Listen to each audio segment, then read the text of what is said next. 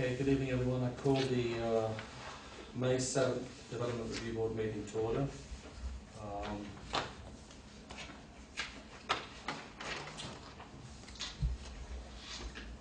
Has everybody read and seen a copy of minutes of the previous meeting? Looking for a motion to approve the minutes of Development Review Board meeting April 16. So moved. Second. Any changes, amendments? Yeah. Okay. I left it 10:10, so I did not vote on the last two items like I said I did. And those two would be what, Whetstone Station and I don't know, I wasn't here. No, okay. Did you vote on Whetstone Station? No.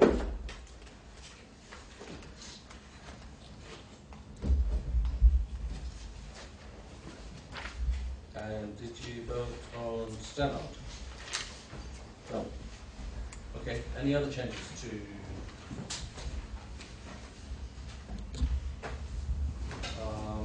looking for a vote on these minutes, all those in favour? Aye. 1, 2, 3, 4, I wasn't here, so That's okay. 501, Brian, thank you.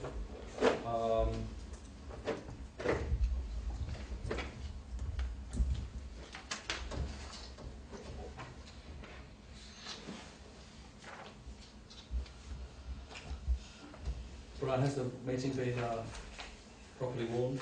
Yes, it has.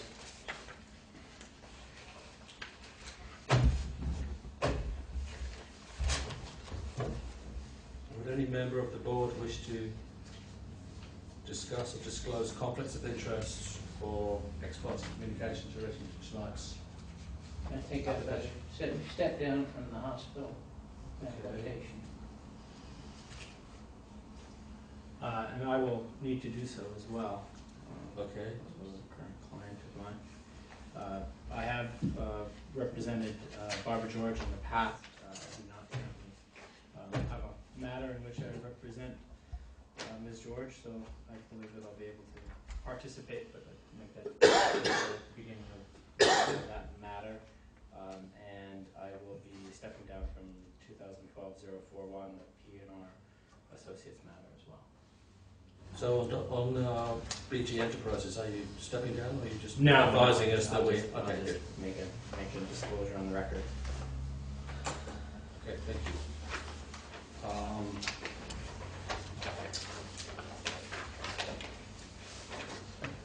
At the Development Review Board, we hear applications for land development in the town of Brattleboro and appeals of zoning administrative decisions. The Development Review Board operates on the record. Broadly, this means that we take a clear record of testimony from applicants and any interested parties and then issue a written decision with our findings. The applicants and members of the public should be aware that this is your opportunity to comment and provide evidence relating to any application.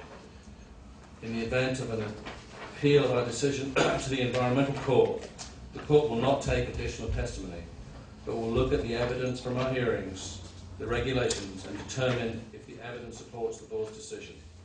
So I encourage all of you to speak up now at this hearing. As we are on the record, we're going to ask that you affirm that your testimony will be truthful. So would anyone, the applicants and or anyone wishing to speak to an application, please affirm the following. Please you stand up and say after me. I hereby affirm that the evidence I give in the cause under consideration should be the whole truth and nothing but the truth under the pains and penalties of perjury. I do. I do. Thank you very much. Applicants should be aware that you require a majority vote of the full board to succeed. That would mean that it's 4 out of 7.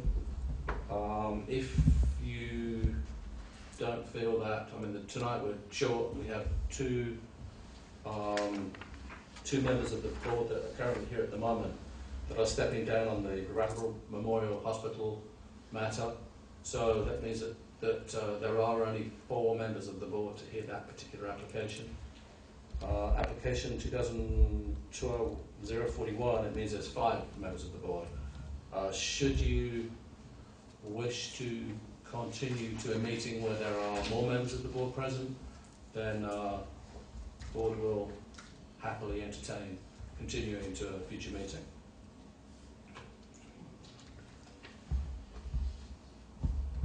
I'd also take this opportunity to encourage members of the public to volunteer their services to sit on this board. We are two alternates light and have been for some time, and in circumstances such as this evening, it's only fair that applicants get to sit before a full board, or at least a reasonable majority.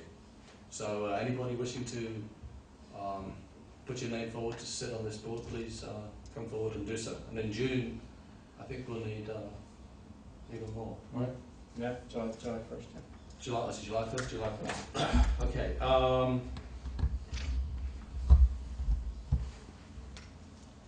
With those matters dealt with, then open the public hearing for application 2012-034 Brattleboro Inn. To come forward and tell us about the project.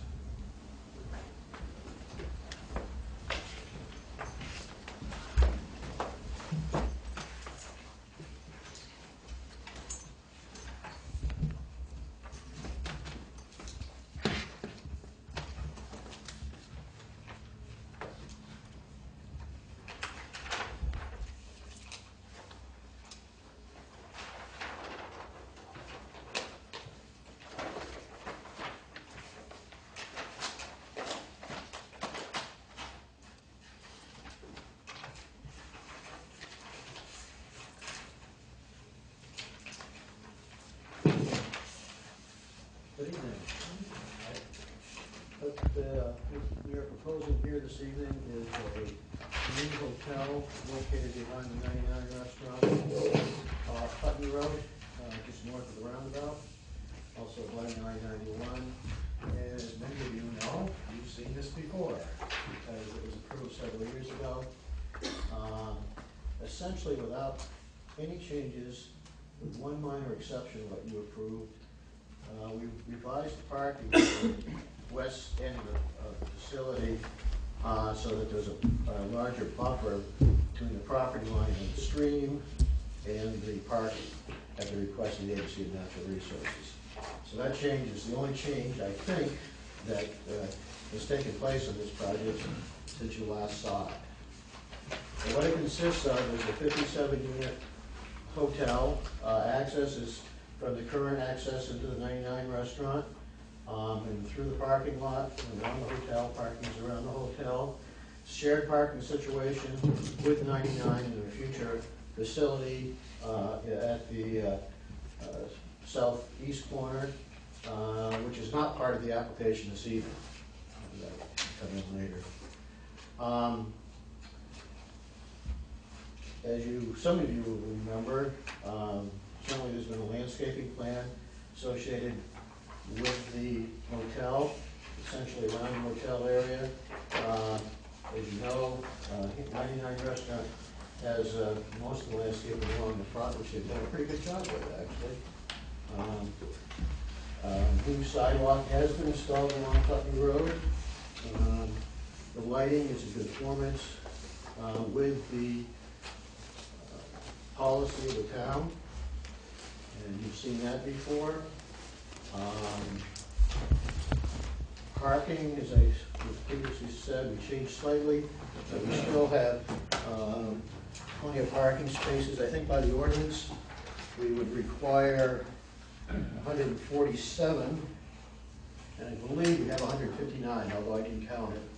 But I think from what we did before, that's what we ended up with. So we're within the ordinance. That includes the restaurant, and this is supposedly going to be a fast food restaurant also. We did a traffic study before when we came in last time with this. Level of service at Putney Road continued to be B. Level of service coming out of the driveway is level of service C, which I think most of you know level of service goes from A to F, just like you did in school. Typically, you design for C when you're designing something. In urban areas, sometimes they allow D and E. Typically on Putney Road, they would allow certainly a D situation and sometimes E.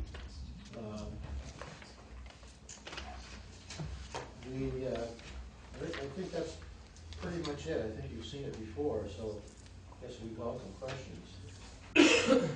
Can you recall how long ago we saw it? I don't remember I seeing it. I believe- may have been absent, so. I believe it was 250 was in 2008. Okay. We have notes that, in fact, there have been studies done that show that left-hand turning traffic from that site would be a level of service F That would in be, 2012. that's what it would have been if, when we did the study before, if that facility right there was built. That's what the study, that's the Oh. study we did before. But that, for example, I can tell you, when we did that,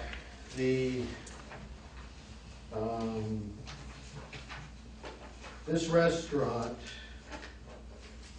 contributed, wait a minute, maybe it was right.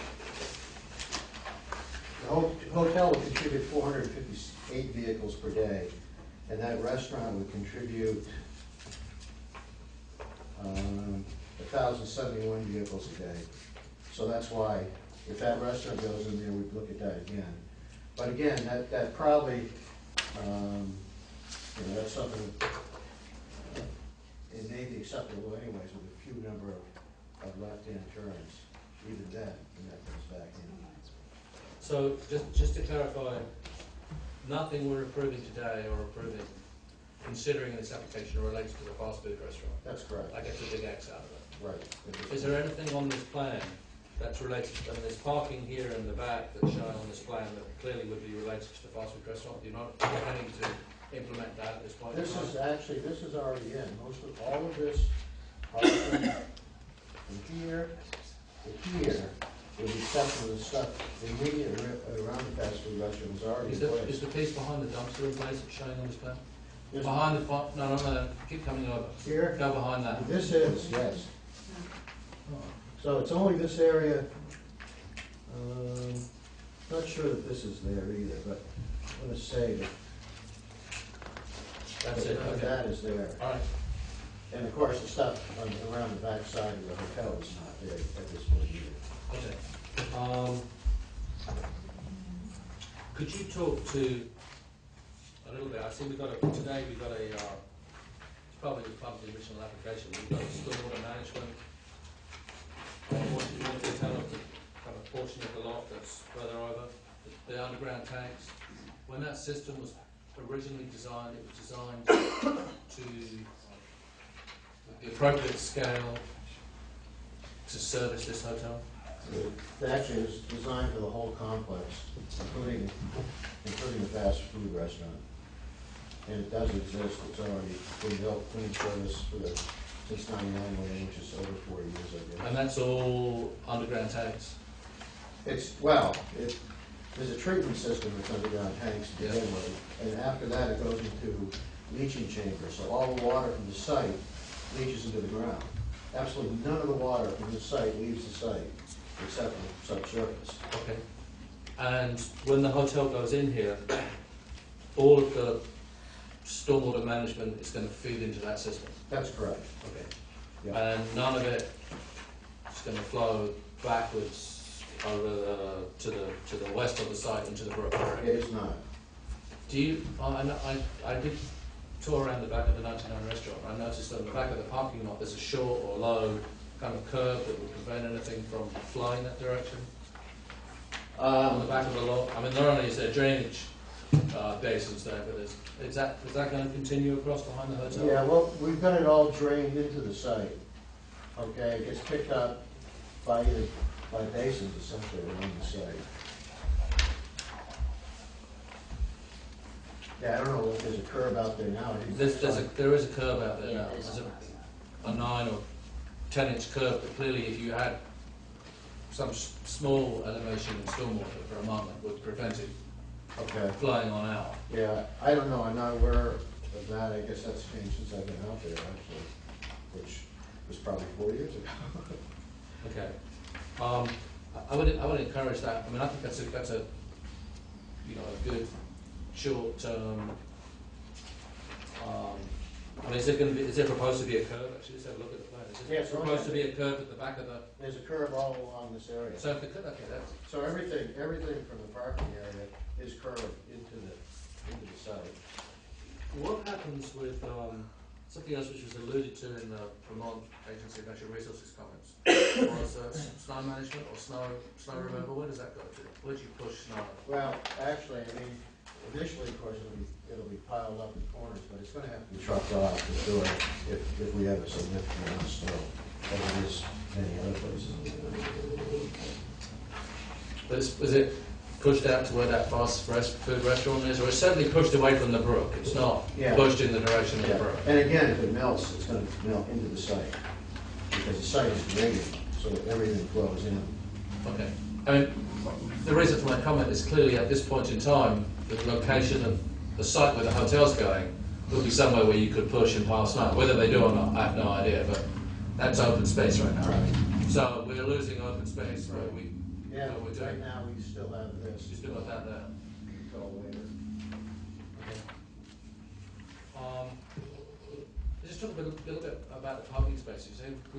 The requirement for the restaurant and the hotel combined is 140 something, and we currently have 150 something on the plan. We have 159 on the plan, and we need, by ordinance, we need 147. And that's, for the hotel, you need one space for each unit, which is 57. And two restaurants add up to 8975 square feet, which is really 90 spaces. So 90 plus the 57 You is said 147. 2 restaurants, but one of them's not constructed. That's true. So we have to look at that again, you know, at a certain point if that gets constructed. Okay, I mean, just something to say, the board, even though we have guidelines within the ordinances, the board is encouraging reduction in car parking spaces where possible on all sites. And it's, you know, one reason is the amount of impervious surface. If there's, it seems that we are, without the proposed fast food restaurant, even then we are over the requirement. So is there, you know, 8-10 spaces that can come out of there? Well, I mean, to start with, of course, we're not putting these here then, but, I don't know, that's up to you. Can you go with less spaces? No, because we don't know what type of fast food restaurant will be developed, we don't know yet. And also the parking space we use for the snow stocking also, you know what I mean?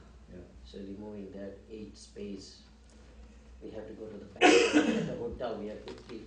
At the hotel, basically, we have around the hotel area, we have where the parking layout is, and we stocking the snow at the left-hand side at the corner, at that area, you know what I mean? Yeah. Right behind the fast food restaurant site.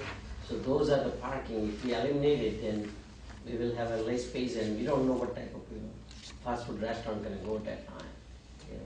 See, that time we had a Taco Bell wanted to go at the site, and we have a lease done with the Taco Bell, Yum Brand, and it did not happen because franchisee built it themselves, the Taco Bell.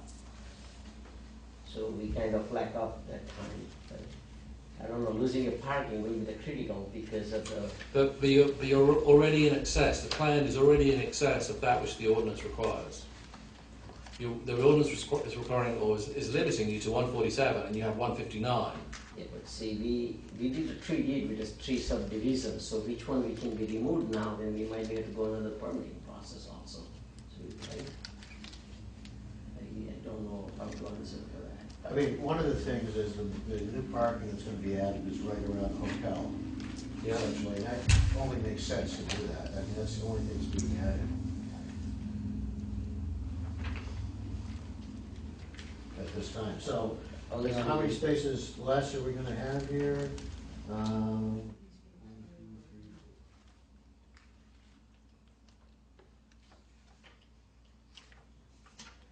3, 4. Probably about 14 less than that total number. About 14 less.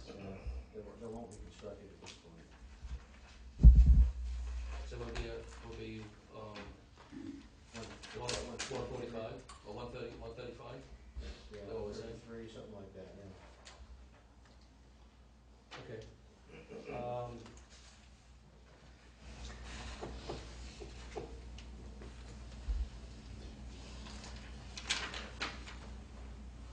According to their diagram, by counting them individually, they have 162 spots, parking spots on that map right now, including all their handicap accessible spots.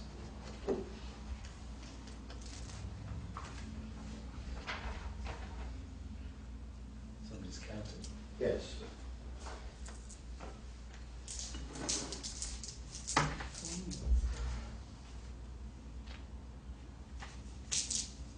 And you said 14 of them are definitely not going on there now, That's right. or 15 of them. So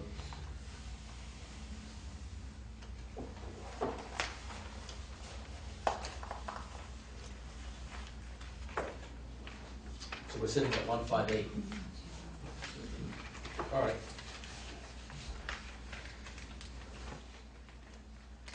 Access to the hotel is a straight shot in across through the normal. The entrance, the front entrance is here. Okay. So in fact, this is a one-way, there's a sign here that says do not enter. There's a stop sign coming out this way, but on the other side it says do not enter. So the traffic direction is this way around the facility.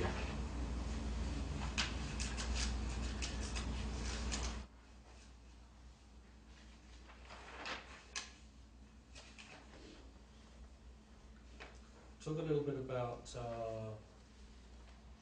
landscaping and lighting. Landscaping you'll find on page 2.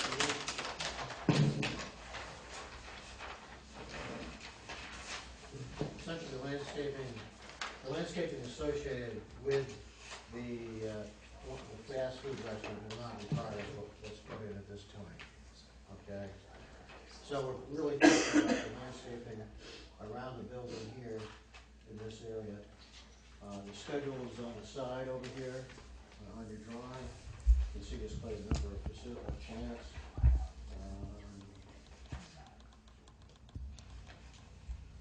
Crab apple, pear, arborvitae. Some smaller shrubs.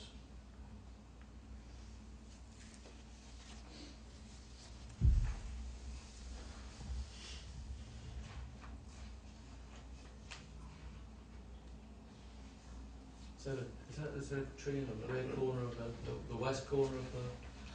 Go there. Yeah, that one should be moved back. That's because we changed that parking, and that spot that should have just been moved, it wasn't. Okay. Okay, but that's a typo. A typo. So there's nothing there. That tree will move back to this location. It'll be in the green area, it'll be planted. Okay. So instead of being where it shows it, it'll be back here.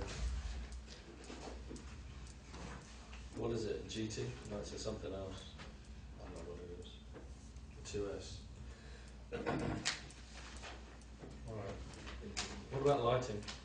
Lighting, So the perimeter, you're running something down the rear boundary, your northern boundary is being yes, screened all the way down. that's correct. Trees all the way down. That's right, all the way through here. There is an entrance into the former Subaru dealership right here, a wide entrance that we have to keep open. That's why there's no vegetation in here. Okay. Okay? But you're right, it's pretty, there's trees and so forth being planted on that edge. There's a couple of kind of old, fairly mature trees on site. Are they in the way going, or are they getting Most of the trees are along the back edge. Yeah. Yeah, and I don't think you're gonna find much disturbance of any of those, basically.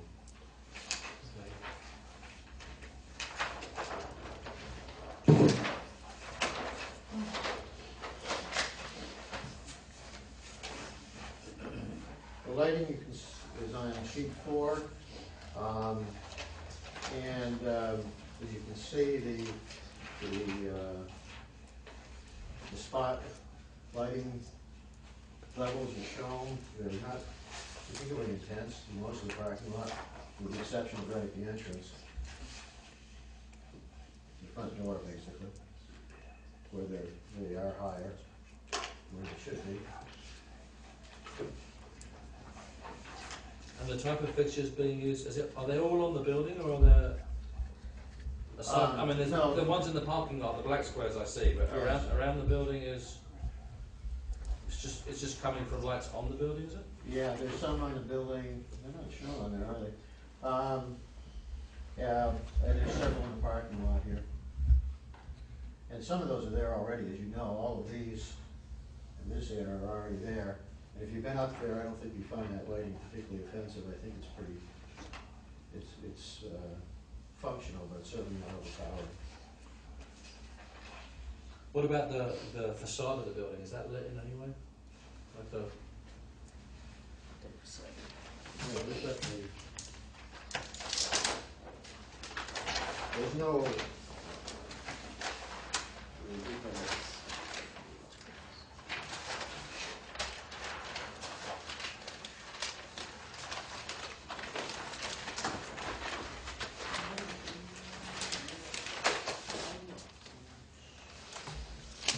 to go over the last sheets that you have, yeah, you got it in your hand. Essentially, the lighting is on the area of the entrance here. There really isn't anything else. I mean, there's the sign, and that's about it. I don't think there's any other lighting. Is that what you're saying?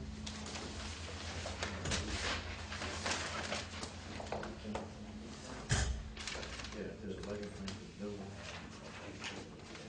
I don't think they had anything on the building. No, I don't think there's anything on the building, okay. except for at the entrance area. No lighting on the roof. No. We may have missed some roof lighting in the connection with the 99 restaurant. It had some lighting that we were a little surprised to see. I think we all were.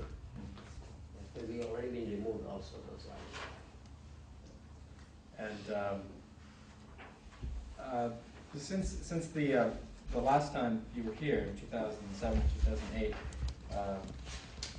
the Brattleboro Planning Department has, and the Select Board have passed an amendment to the zoning ordinance that allows for common premises signs, in large part, well, maybe not in large part, at least in part because of the subdivision that occurred on this property. Right. So, are the parcels still in common ownership?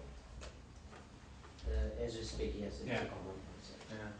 There may be an opportunity to instead of having the fast food restaurant sign on the fast food parcel, the 99 restaurant on that parcel, and the hotel parcel to have its own sign, to consolidate the signs into one of the lots that works best, probably the lot closest to the entrance, and make the signage a little more uniform, and possibly safer, since there'd be fewer signs, and the signage would be connected to the entrance, not to the parcel, which doesn't make a lot of sense because there is no access off of Route 9, Route 5 right there. Yeah, you would know more than I do. I mean, I've seen the lease agreement. And I'm not, 99. yeah, with 99, I'm not sure that at this point that he's able to do that. Okay. Because they're required to having an individual sign itself, under their NASDAQ 45, so they will not allow us to put together, basically. They used to do before combination signage, Yeah. because we did one in a Greenfield, you can see the Hampton Inn, and bottom we did the 99 restaurant. But that sign also going to be removed within a couple of years now, because Okay. they give us only 5-year lead time to do that. Okay. Yeah. Well, and these have been subdivided. They do have sufficient frontage. And, Yes, and the signage is. And that's the reason we went to conforming. subdivision setback. at that time. But for the next hotel that you build in Brattleboro, keep in mind that we do have a common premises sign, so you can put, even, you can start to disconnect the sign from the lot in which the use occurs. Thanks. On the signs that you're showing on this elevation, is that conforming line? Yes. And then I've got a couple questions. What is where's the location of the ground sign? It's, it is shown on the plan. It is? It's right at the entrance, essentially. It's right at the entrance? Yeah. Okay. It shows it right here. Okay, and then the wall sign or the building sign on the top is, what's the size of that? How many classes? It's a 10 foot by 8 by 9. I think 96, isn't that right, the maximum size? 96 square feet, yeah. So it's taken out to the max, basically. Is it short of the max? Yeah. Yeah. Pretty close. Of course. And the circular things shown on the elevations that are in the top of each gable end, they're not signs, that's ventilation or architectural Yes. detail. They're not signs. They're not signs. No.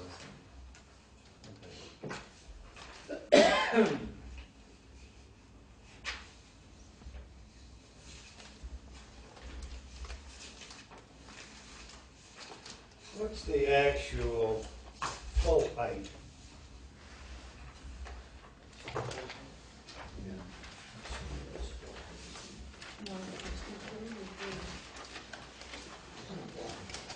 Full height would be, I think it's 36 feet.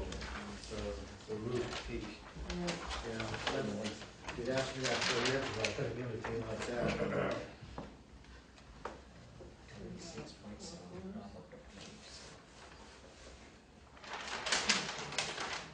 The top of the eaves is 36 feet 7 inches.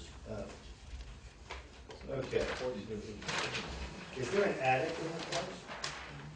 Is there an attic? Yes, there will be attic. Well, A there's, space that you'll be using? you won't use that. No, we will not be using the space. We're putting a pitch roof, so it will be attics.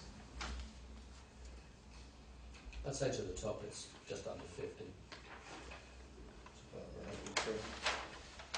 Which is to the peak.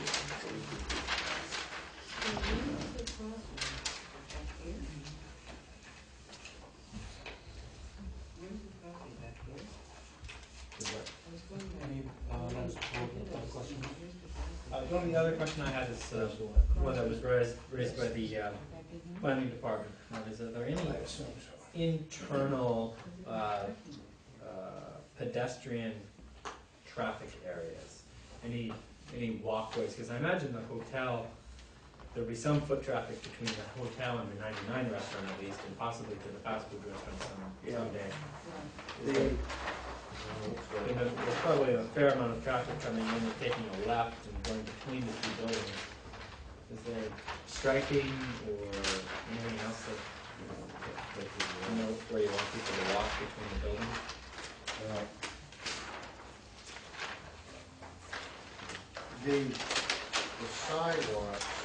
The sidewalks, maybe this is a good example. There's sidewalks all along in front of the hotel along this side here. Yeah. And there's sidewalks along 99 here and here and across the front. And eventually, there's a plan to run a sidewalk in front of the fast food restaurant. So people just So kitty corner from the restaurant, from the hotel over to a... Yeah, they would probably walk through this area right here. But you're right, there is nothing shown here as far as crosswalk or anything of that nature. But there's certainly sidewalk, except for where you cross the road. I think we would look for some sort of delineated area that causes traffic to slow as you spin in at whatever rate you're coming in at, to either the hotel or the 99. We can certainly. Something that joins up the two sidewalks with a straight line or a... Yeah, That's easy enough. some kind of indication of where people would normally cross.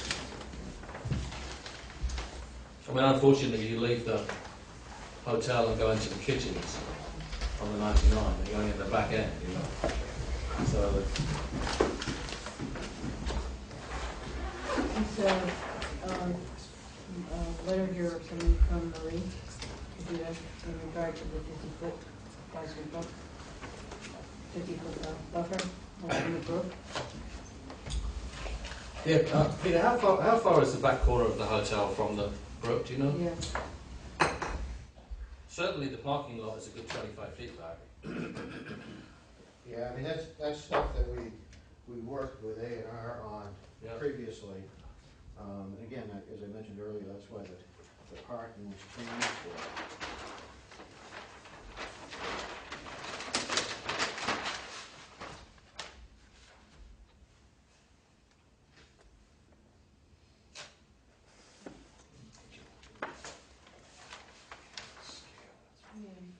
Yeah, to the hotel itself, the closest point of the hotel is about 53 feet, 54 feet. Place in that range.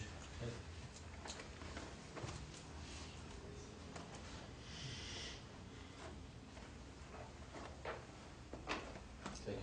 Any members of the public wish to speak to this application?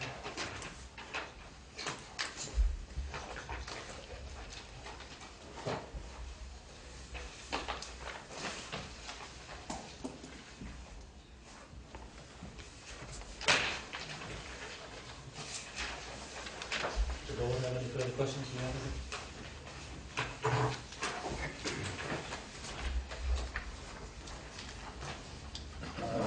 The only thing I've seen is that I'm surprised that there is no sign on the end of the building when they drive into the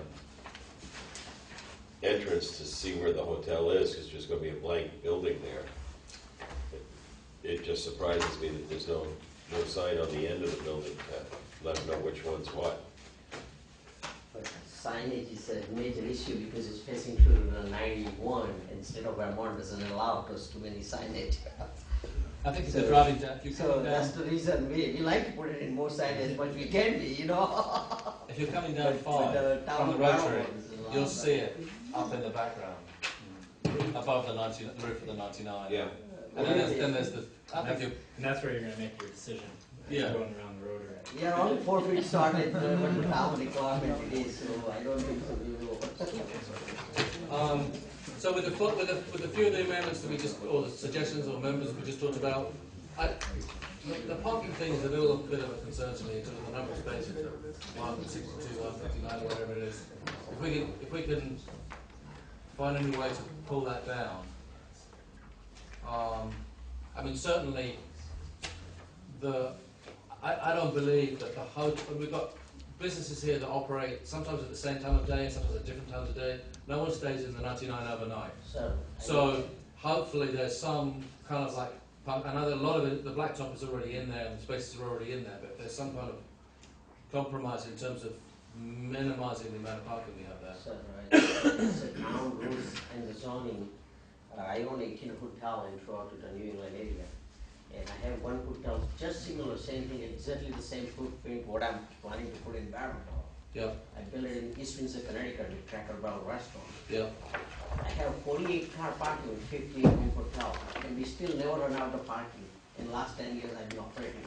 So parking is not, it's required by zoning, and we have to put it in. If you reduce the hotel side the parking, you don't have personally problem to reduce the hotel side.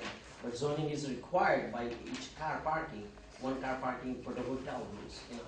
Well, we're trying to help you here. We're letting you off the zoning requirement. You're putting in around 30 odd spaces around the hotel, and you have 120 or 130 already there. Yes, the zoning says you need 54 or whatever it is for the hotel, 1 per room, or I can't remember exactly, but you can have less. I think from But a that's practical point of view, all we're doing is putting the parking in here, around the hotel. We've got to put that space there anyways for access. Yep. So I mean, that's essentially what he's gonna do, is put that in. Yeah, but it's not just the people that are staying there, it's also employees. Plus the restaurant in combination what we have at hotel parking at night. Hotel is busy at the night, restaurant will be followed by 9 o'clock, you know. Okay, So we always cross it. we're looking for a motion to approve application 2012-034 Brattleboro Inn. So motion. Seconded. All those in favour? Aye. Those against? 501. Thank you. Thank you very much. Thank you.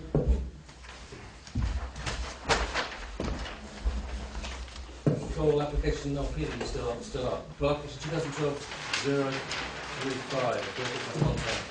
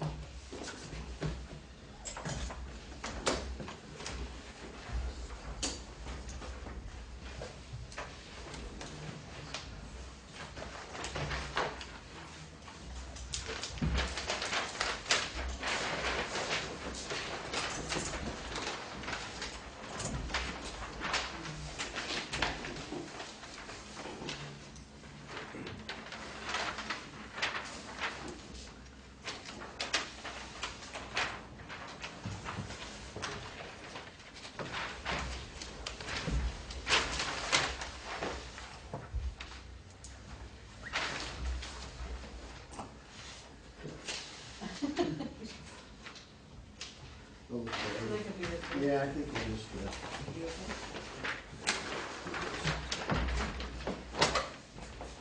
But that's probably for good for the TV either, but.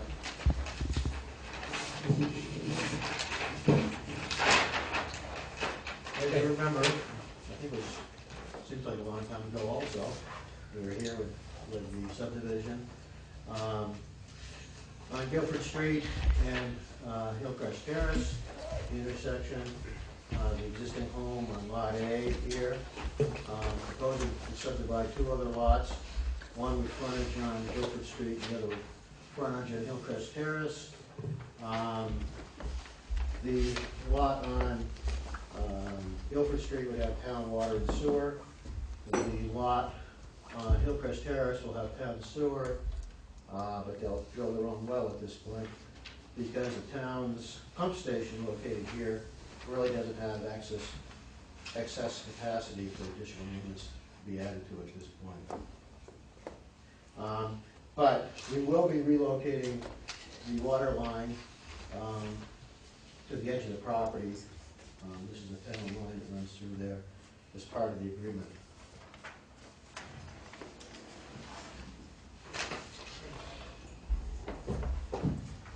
I remember there being some conversation about culverts or drainage on Hillcrest Terrace. Yeah, there is a culvert here that dumps off at this location. Yeah. And the town is going to, and they've planned this for a while, is going to discontinue that culvert and bring it down to a swale they have along Hillcrest Terrace right there. So this section on this side is going to go, That's right, the discharge here will not be discharged.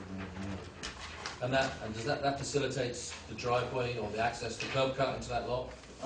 We don't know what that's gonna be, you know, when somebody buys the lot, they'll have plans of what they're gonna do. And I think that, as I recall, this corner is a little flatter coming off.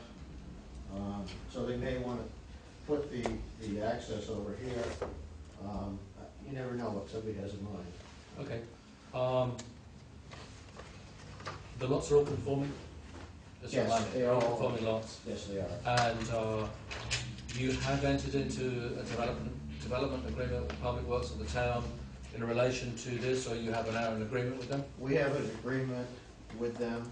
I don't know if it's a signed agreement, you haven't signed. We haven't got a copy of it, so. No.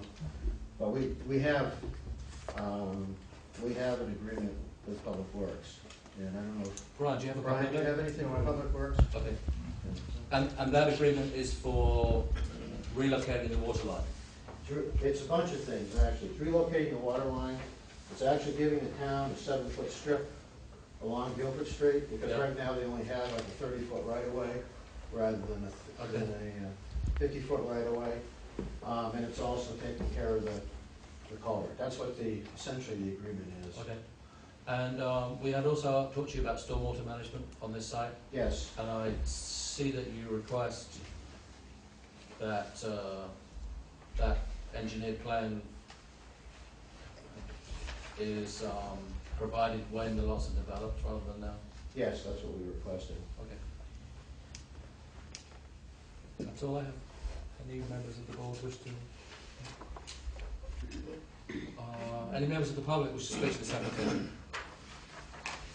Okay, I'm looking for a motion to approve application 2012-25 subdivision Wilfred Fontaine. So moved. Second. Moved and seconded. All those in favour? Aye. 501. Thank you. Thank you very much. Yeah, we've got, obviously it'll come out with those conditions.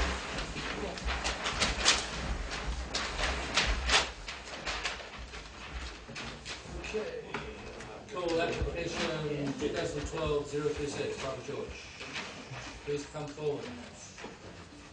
Can I ask him to stay and do mine too? He may not, three in a row. His fee is going up. Yeah, He's not in there. he is not.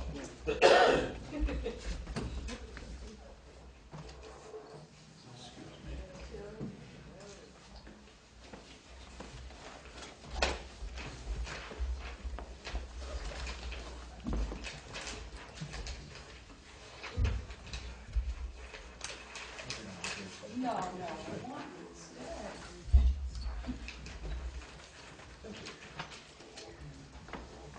Barbara, tell us about your project, please. Yes.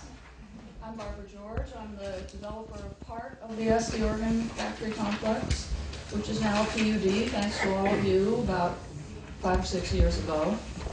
I haven't been here for 5 or 6, I used to come here 2 or 3 times a year, I think, asking for permission for things. And now we have the PUD, I'm hoping that's going to make things easier for everybody. But this involves a site plan change to the PUD, so that's why we're here. I am doing an apartment in one of the vacant buildings, but that's a permitted use. The site plan change that is envisioned is to remove part of a non-historic loading dock, and I think you have pictures.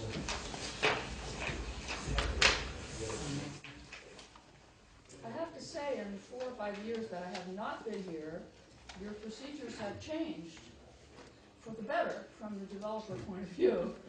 And some of the things that I appreciated. Careful. I was the chair for 5 You years. Full disclosure. And he does still have some sway. He does. Well, some of the things, just in case you care, it was nice not to have to make the list of the abutters, which we used to have to make, and now that's all taken care of. You can thank the planning department for that. Okay, it was nice in many ways not to have the preliminary review. I mean, that did bring up things that were going to be a question for a sort of amateur developer like me, but also there were sometimes things that crept in there that maybe were sort of just off-the-cuff things that ended up being in the permit that weren't so great. And the other thing was that I used to feel that the board was stepping into areas that really weren't their concern, which had to do with state permits and things like that. And so there would be things in your permit that really I didn't feel were your business, that were more a thing for the Vermont fire marshals and these kinds of people to deal with. Because those rules cover me, and you don't have to mention them too.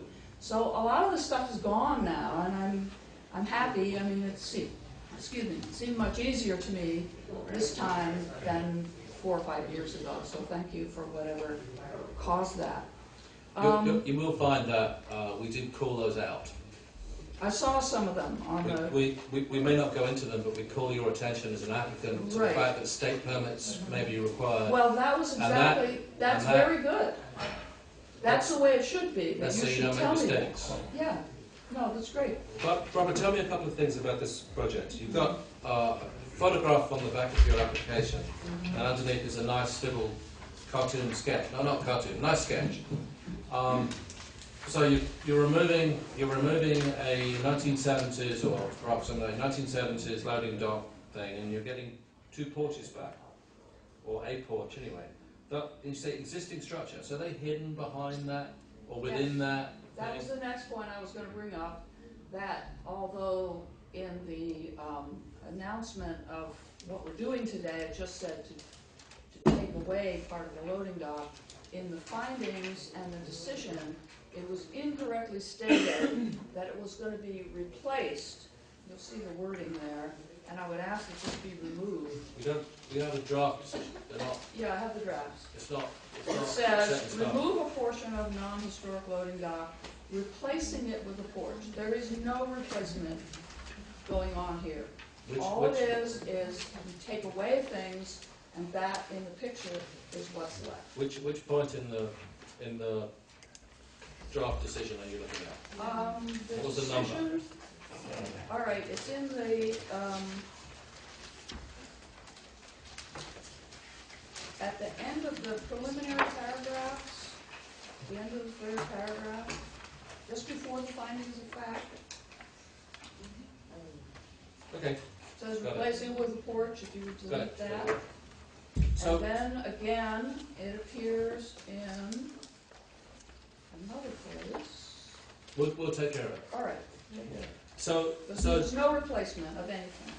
so you're showing a vehicle, the same truck, in both of these. Is there a curb cut there? Curb cut to Burr Street? The PUD has that shown as open, all of it, with parking, So how does the parking access it right now? right through there. That was something that was approved From the 6 street, years ago. from the street. So there's a curb cut into that section. Yeah, Okay. there's no curb. There is no curb. Okay. There's a sidewalk there, though, isn't There is, flush with the street. So you would, not that this impacts this, you would anticipate that vehicles will, like they would go to the loading docks, if the loading docks were in use, there would be vehicles coming in there and parking next to these Porsches that you're uncovering. That's shown on the PUD plan. Okay. Yeah. Any members of the board have any other questions? Any members of the public wish to speak to this application? Could I ask that Brian might have some comments about it, because we did unearth a few sort of discrepancies. Brian, do you have any? What Barbara was asking is whether there could be administrative approval for a 2-year extension beyond the limits of this approval, should there be no change in the application? How quickly before 2 years. decisions expire? 2 years for a site plan approval. And do you have to have it completed within 2 years, or commenced within 2 years, or commenced within one and completed within 2? I can't remember.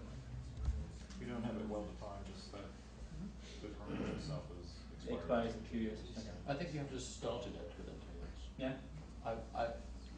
I believe I was advised that at one point. Okay. So Barbara, you're not anticipating doing this immediately? Or there's a possibility you may not start There's a immediately? possibility, right. Um, I'm not doing it immediately, but I might do it within 1 or 2 years, but things Okay. change a lot. I don't have a problem. Anyone else? Yes, Mr. Is there any reason there would be a problem if in a year she returned and just asked for an extension, if we so noted here that the project, the reason is, again, setting precedents for essentially no compelling reason.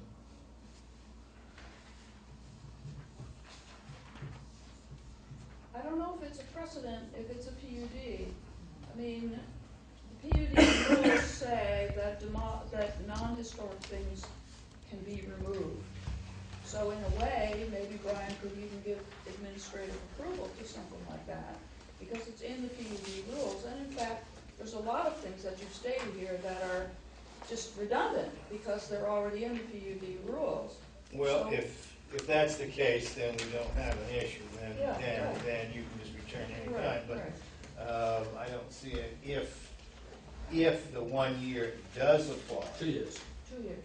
2 years does apply, then I can't see a compelling reason not to go ahead and follow it. If it doesn't apply, then there's no issue at all, but,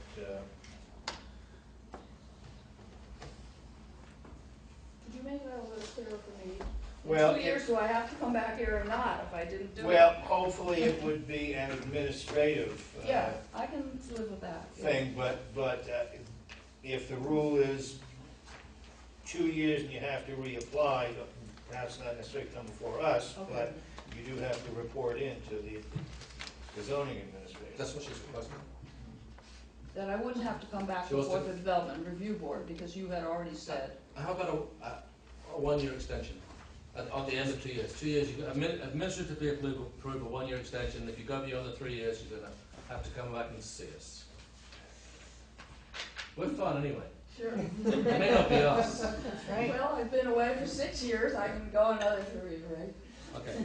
I do have one more question, which is, a discrepancy came up in the PUD, which was, in the PUD regulations that you approved, it said that I could change uses without coming back for a permit, if they were permitted uses. This was to lower the administrative hassle of you all meeting all the time, every time I changed uses. But what we discovered was, and Brian can explain this, that I can't do that. That I have to get a permit, even though it says that I don't need a permit in my PUD rules, it says that in the town regulations. Maybe you can, I mean, this is gonna come up again, so I'm bringing it up now. The general requirements for permits require permits for any change of use, even if it is a permitted use. And I don't think you can exclude or create a more permissive system for a PUD. The more restrictive this supposed to be. But it's administrative approval, right? It is administrative approval, but the code itself requires permits for all changes of use. And There are some uses, like shopping malls and things like that, where the applicant can switch from one permitted use to another permitted use, and that requires, Shopping centre. shopping center, I should say, Yeah. that requires notice and administrative approval from the zoning administrator. And is that the right one? Is that the right use? I'm thinking of shopping center. yeah, I'm not sure. Usually it's just a change from one retail to another retail. Yeah, But so it that's doesn't not a change require of a use. permit, yeah. We do review things like changes from a retail to a restaurant because it involves changes to certain water allocations. Brian explained it to me, it's kind of like you don't need to get a permit if it's within the category of use, which was, in this case, residential or home office, or to residential, or something like that. But if you go from one category to another, then that was what you explained it to me today. But Right. I Have you think had it would be nice to clarify these things, Have we you had don't this have to do occur? it today. Have you had this occur? Have you had a situation where Here I am. no, you're doing site plan. We're not talking about use. No, We're no, not but- considering no, the change of use at all. The apartment is a change of use from warehouse to apartment. Those are both permitted uses. Theoretically, according to the PUD, I would not have had to come here because it said I didn't need a permit to change from one use to another. But because of this ruling that Brian has, that you have, that says the more stringent rule applies, I do have to come back. So here I am. I mean, I Well, think you're not- Brian agreed with me You're that appealing the he decision would of the have, zoning administrator? he would have given administrative approval, probably, and we wouldn't have been here, right? If I had just changed from warehouse to residential with Oh, no okay. site We plan. have two parts to this That is application. something I can Yeah. do administratively. Yeah. I apologize, I didn't realise there were two parts to this application. We have I thought we were dealing with removing a loading dock, Yeah. which is site plan approval. And Yes. that That is site plan. that we have done, and we would have, Right. we would have, well, we haven't voted yet, but we considered it. And now, so the first part is request for, so, Brian, is this site plan approval to change warehouse to dwelling? That's change of use, that's not site plan approval. It's Well, a technically- change of use, and that can be done administratively, but it's all on one application.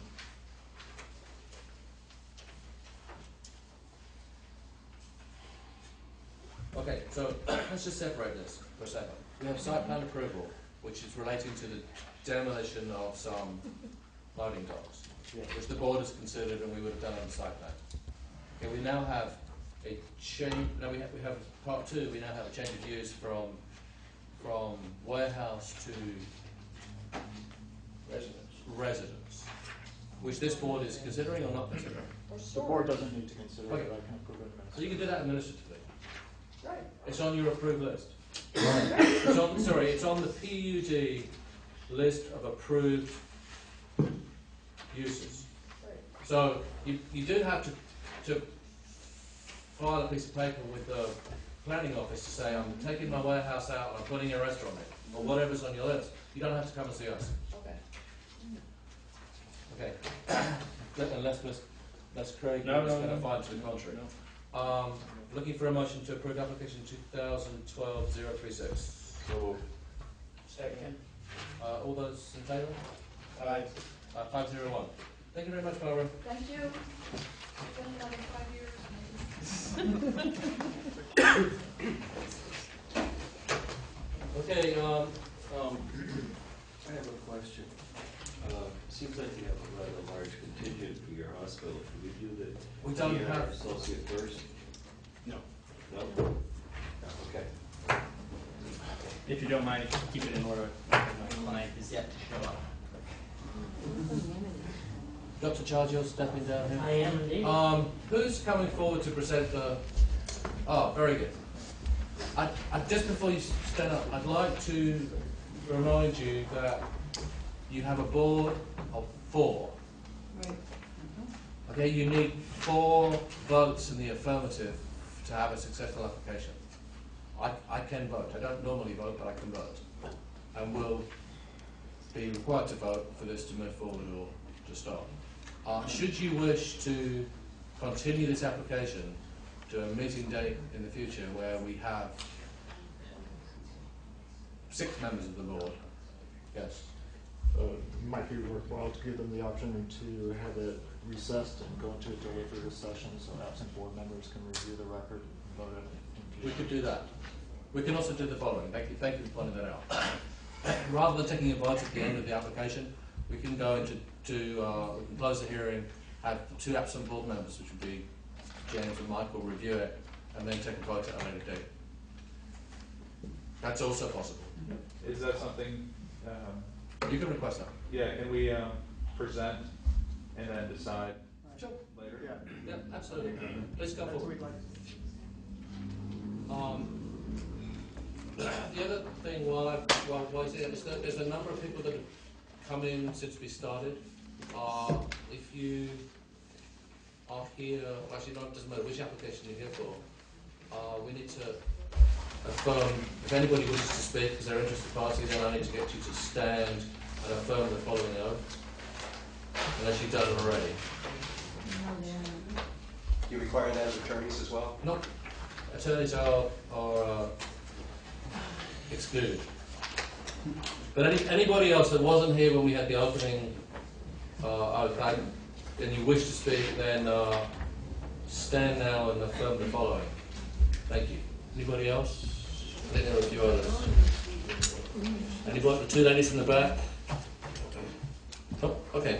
I hereby affirm that the evidence I give in the cause under consideration shall be the whole truth and nothing but the truth, under the pains and penalties of perjury. I do. I do. Thank you very much. Please tell us about your application. So, my name is Brett Sanderson. I'm with Stevens & Associates. I'm the site consultant on this project.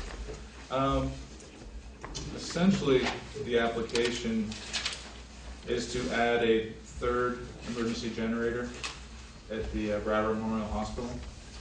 Currently, there's 2 standby generators, and they're only for emergency purposes. This third generator would continue to only be for emergency purposes, and it's located. The 2 that are there now are located on the north side of the building, off of Maple Street, near the loading dock.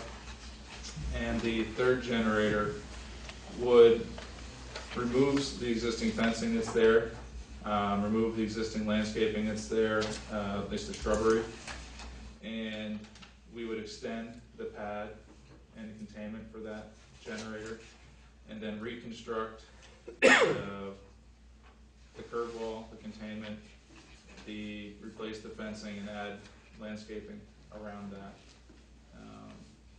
Currently, it's actually already has Act 250 approval, and as part of this process, the hospital reached out to the neighbors along Maple Street, to give them an opportunity to speak to the hospital about this project. I believe they've issued some comments here, and Rob can actually speak to that. He's been part of those discussions. There's again, it is an emergency generator, so there is certain criteria that it has to meet just to be functional. Through its air pollution control permit, it needs to operate once every 30 days, but it can be arranged between 20 and 40 depending on how schedules work, or if it gets or if it operates because of an outage or something. You don't have to reoperate it. And then it has to, and that runs for basically a 35-minute period as a test period. And they do schedule it. They try to keep it the same every month if possible, which is preferably noon on the 3rd Wednesday of the month. And then the air pollution control permit, which is a state permit, limits the number of hours in a year to 100 hours. So to make it clear that it's really only for emergency purposes.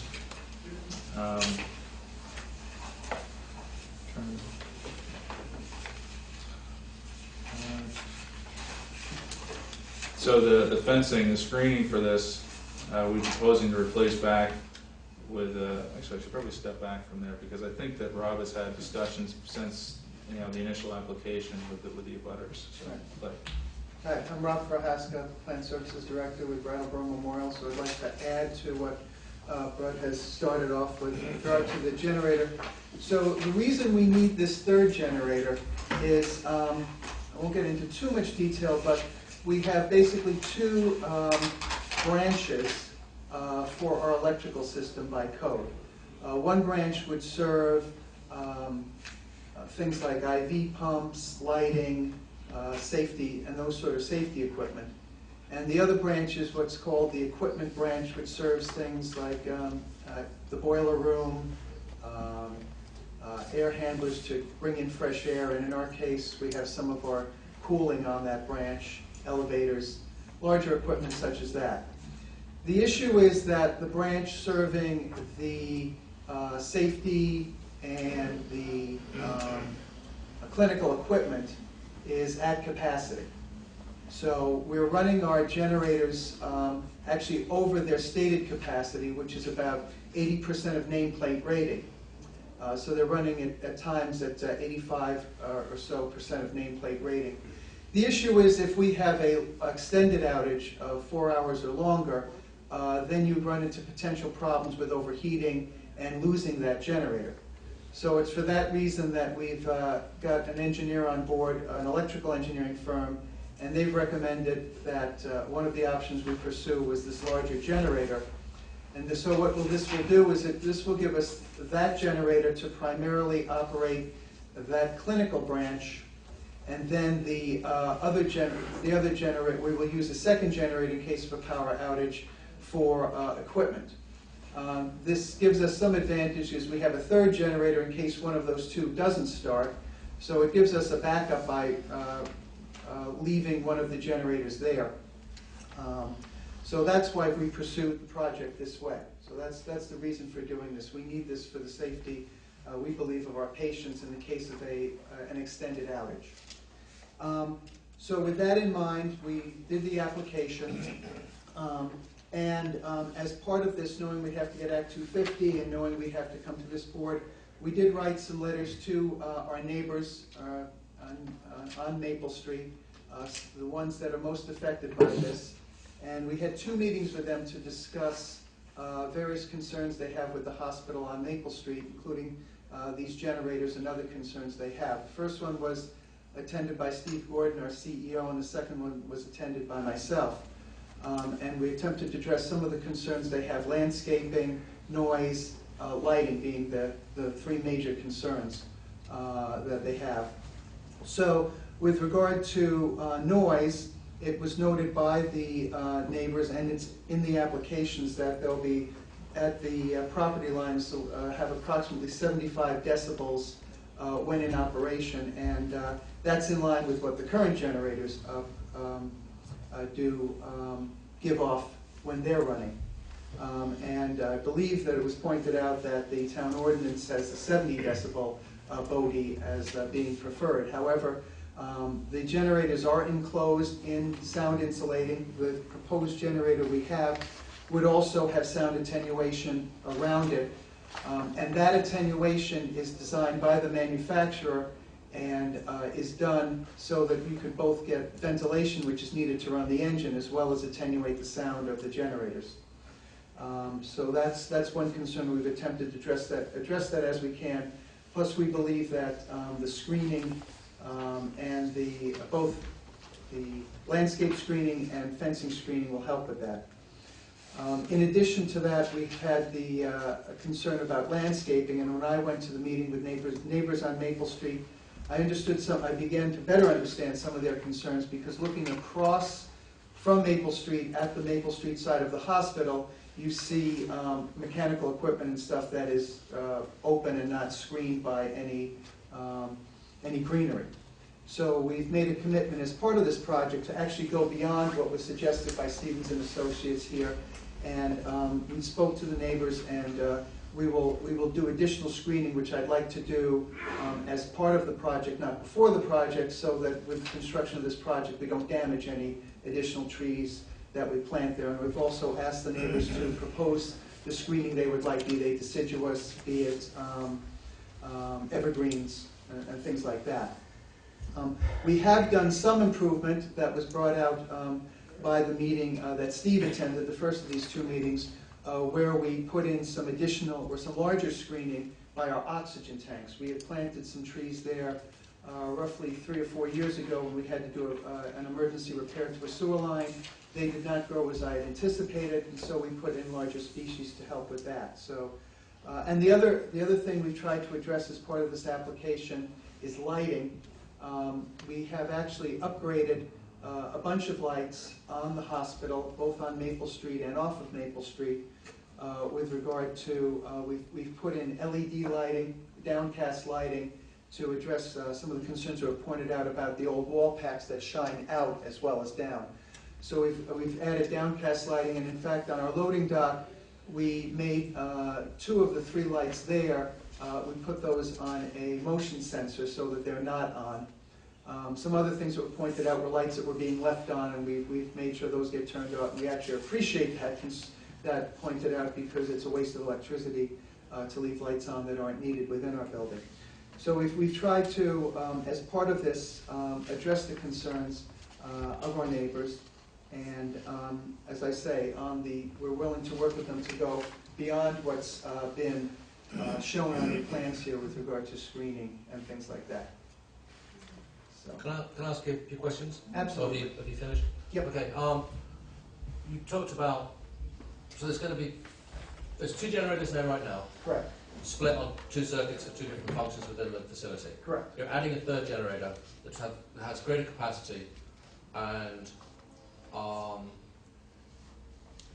what I think you said was that only 2 out of the 3 will normally run, and the third one will remain as a backup should either of the others fail. Correct. So the circumstances now with a power outage or a test situation won't actually change from a operation or a running standpoint, because you'll only have 2 out of the 3 running at any given time. Well, the testing, as far as the testing protocol is concerned, we have to test all the generators, whether one's considered a backup to the backup or not. That's by Understand. joint commission. But as far as if there's a power outage, what will be running, only 2 generators will be 2 out of running. the 3. And should one fail, then the other one kicks in, and you're still 2 out of 3. Exactly. Okay. Exactly. So from the standpoint of pollution, noise, whether it can be noise and pollution, whether it remains, relatively speaking, a constant. Correct. Okay, good. I understand that. The next thing is that you talk about 75 dBs. I noticed in your documentation here that you said 75 dBs C-weighted curve fast response. Right. And then there's another 65 dBs, DVA. Okay, this board considers DVA. Okay. Okay, we don't consider fast response. We're looking at slower and average time. So, of the 2 numbers that were in this email anyway, the number that we consider at the boundaries would be 65A weighted. Okay. Okay, so at 65A weighted, you would be under the property line definition of our ordinance that states thou shalt not operate above 70. Okay. Now the question is, what was that measurement? Is that the existing generators? Correct. Both of them running? Correct. Okay, so is there any reason to believe, or can you state that the new generator that's going to run in place of one of the other 2 is noisier than the existing generator? I see there's there's figures in the documentation here which shows it at 70 at 7 meters. Right. And now 70 dBA at 7 meters. How far back from the boundary line is this generator sited?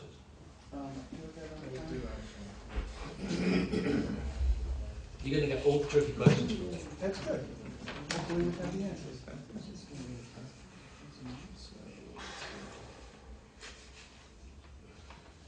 Peter Bowman came in with a scale rule. I see you have your own I got my version. own. I have your own version. That's right. Your pen cap.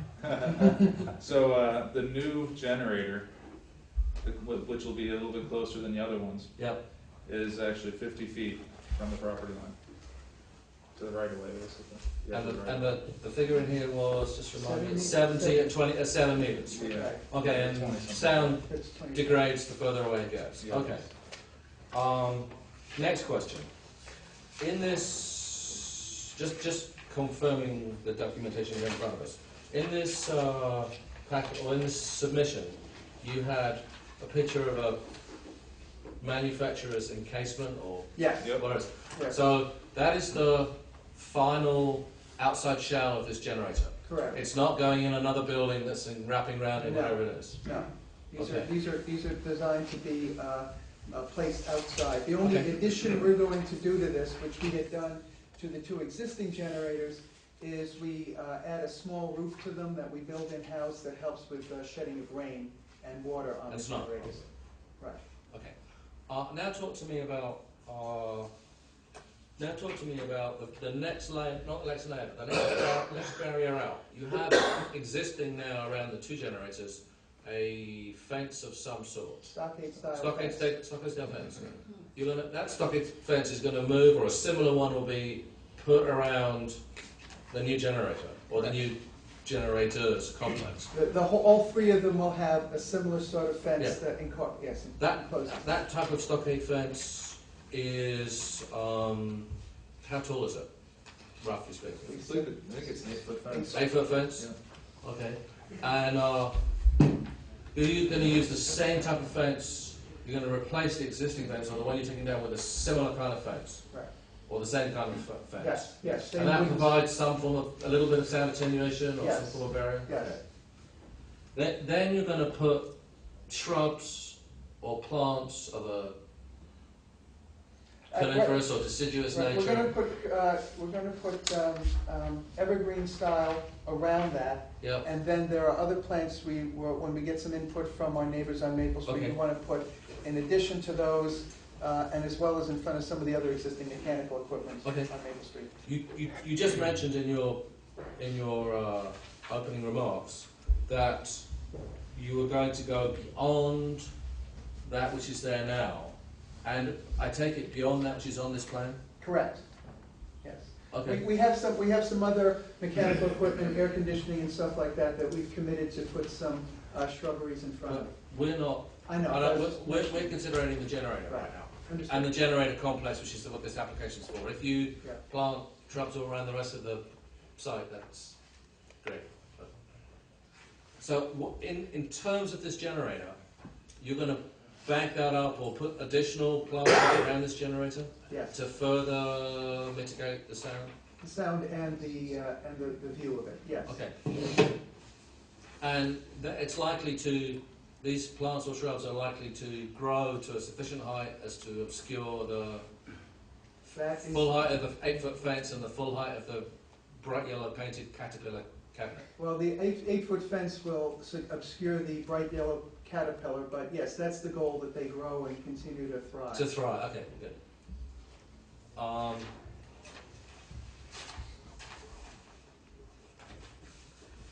For the moment, I don't think there's any other, a member of the board have questions? I think I'm. Yeah, I'm I'd good like for a to second. be clear, the figure you gave for decibels at the road, that is, would that be before or after all the fencing and all the other sound mitigation is done? That's excluding any of the fencing or landscaping. So it should be considerably less. Should be. As an example, the previous, the two generators that are there now are listed as 73. And when you use the sound meter at the property line, you're down to 65. So it attributes some of that to the sound attenuation for the existing fencing and landscaping. Whether it's how that works, I don't know. Is there any other sound mitigation other than the fence and the plants? Can the inside of the fence be lined with something, some foam panels or something? I understand you need to get air in there so it operates, but that could come in from the side facing the hospital. Well, there's two things at work here. One is the enclosure itself, which is designed to ventilate the generator itself, and that has its attenuation that's designed by Caterpillar, the manufacturer. Then there is a space around these generators where we have containment structures, so that if, in the unlikely event that the dual line tank were to leak, it would collect any diesel fuel.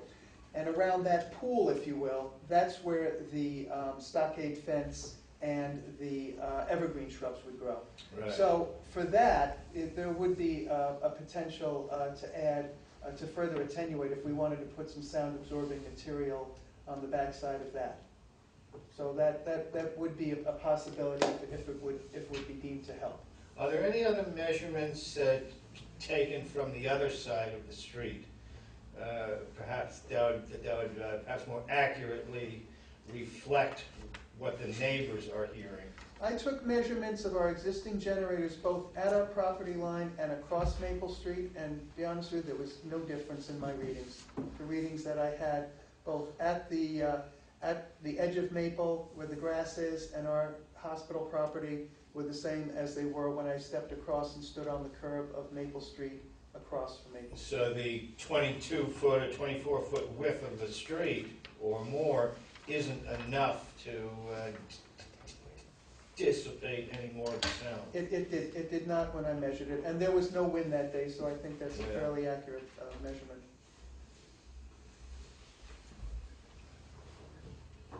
Steve? You were talking about doing the test, and my question is, do all three of those come on when you're testing? No. What we would do is, because we have to load up the generators, we have to put them under some electrical load. So we would actually run 2 generators on a test, and then we'd actually have to swap off to a 3rd generator during the test to adequately test all 3 of them, because they have to be under electrical load when they're tested. Yeah. But they would be all 3 at the same time. That is correct. That is correct.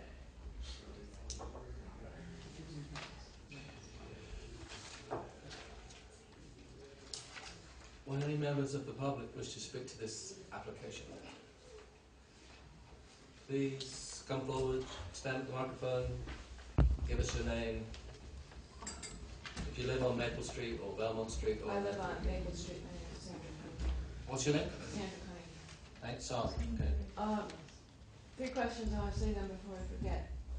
When you stand on the other side of Maple Street and took the readings from the generators, what was that decibel reading? Yeah, you direct all conversation, all communication to the board. I am. And, You wouldn't mind. forget.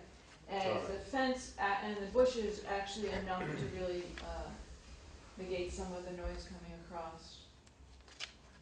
And the answer to those, I remember my 3rd question. What I'll do is I'll take a list of all the comments and we'll go back and ask the applicant to address those questions. So you want the measurements on... So when the actual measurement from across the street, what was that decibel reading? When you were talking about those numbers, we don't understand anything about the decibels. So actually, what was the reading from that? And is the fence and trees actually effective for reducing sound, or could there be further barriers? And also, I know the 3rd was, when the generators are running, is that a daytime or a nighttime testing? That's my question. Okay, thank you, Sandra. Any other members of the public wish to speak to this application?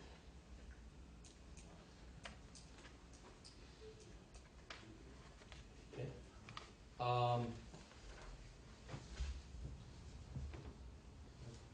One set of questions. Okay. The first was what were the measurements on taken on Maple Street? So the measurements. Yep. So the measurements were those that are shown in the email that's presented that you already referenced. Those were the measurements taken both at the property line and on Maple Street. So we can assume that both sides of Maple Street, your property line and the other side, was 65 dB A-weighted. That is correct. Okay.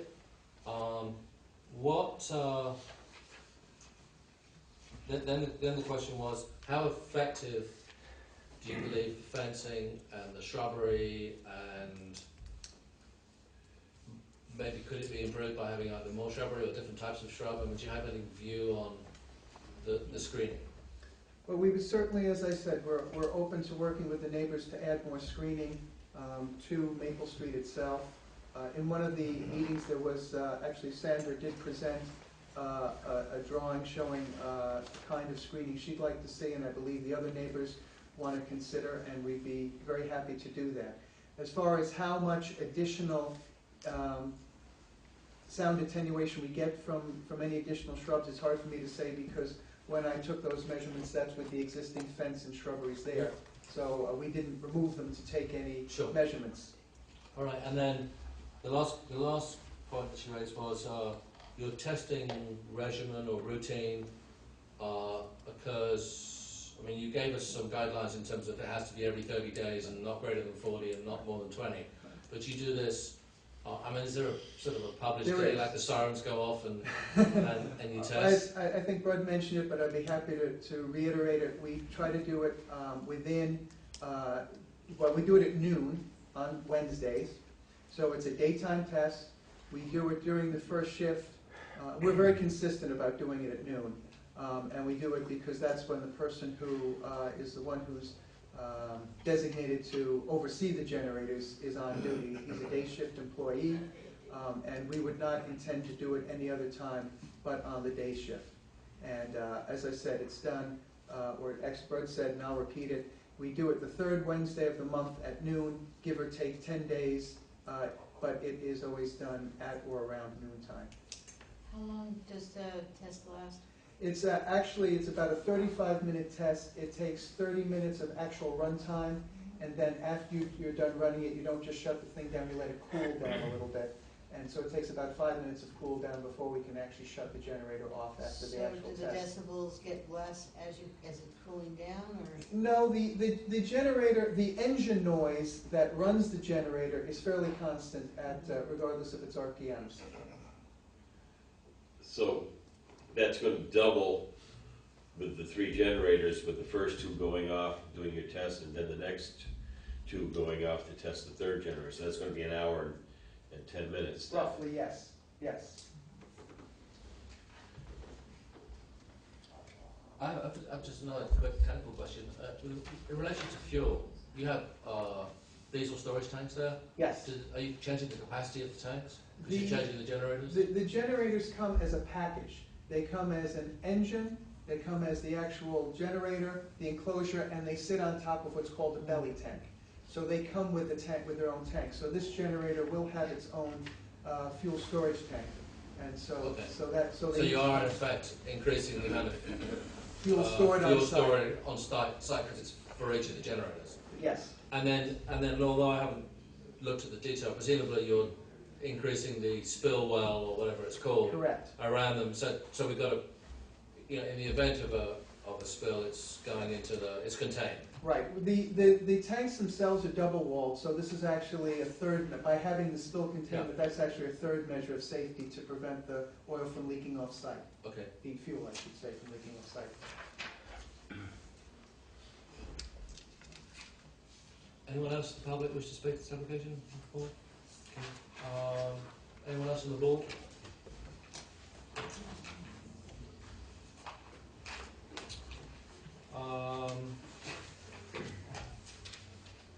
At this point, I can. At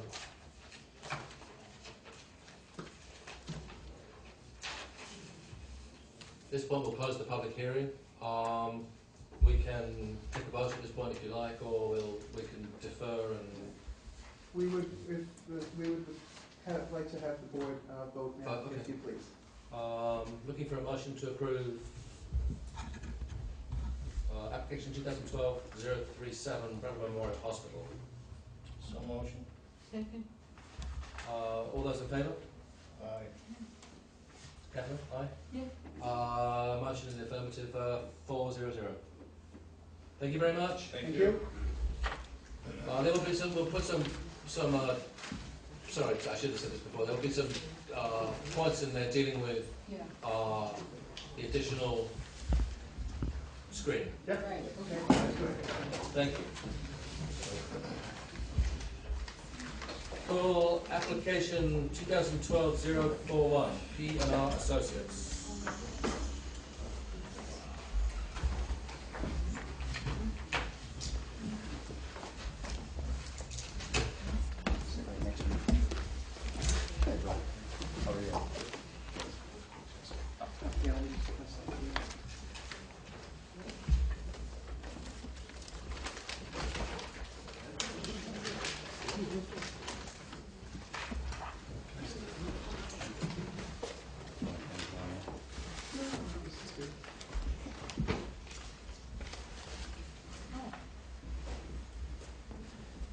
Dr. Charles, please come back and join us.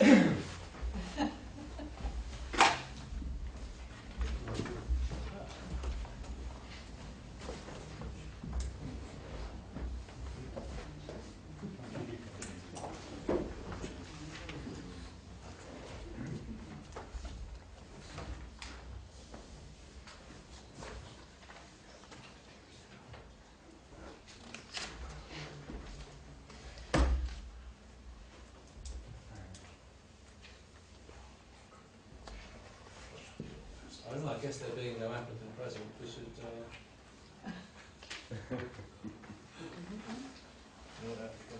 All right, well, it's. Not a good call up. 2012-04, you may not have heard it. Yeah. You're outside the house. Call application 2012-041, P&R Associates. Please come forward and tell us about your project. Thank you. didn't have the number right. That's all right.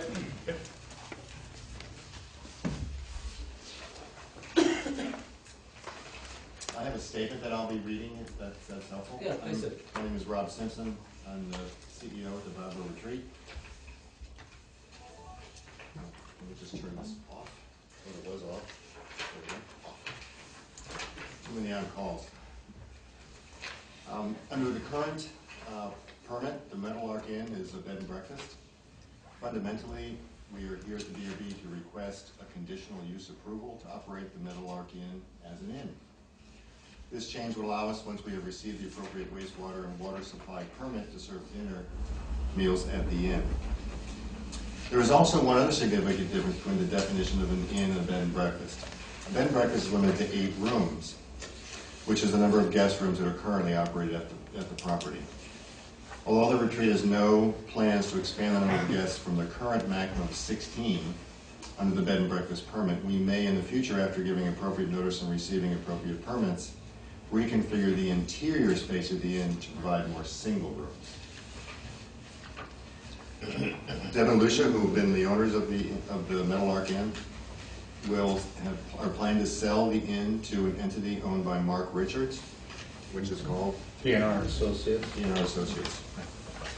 The retreat plans to enter into a long-term lease with Mr. Richards to use the property as an inn for the following groups of individuals.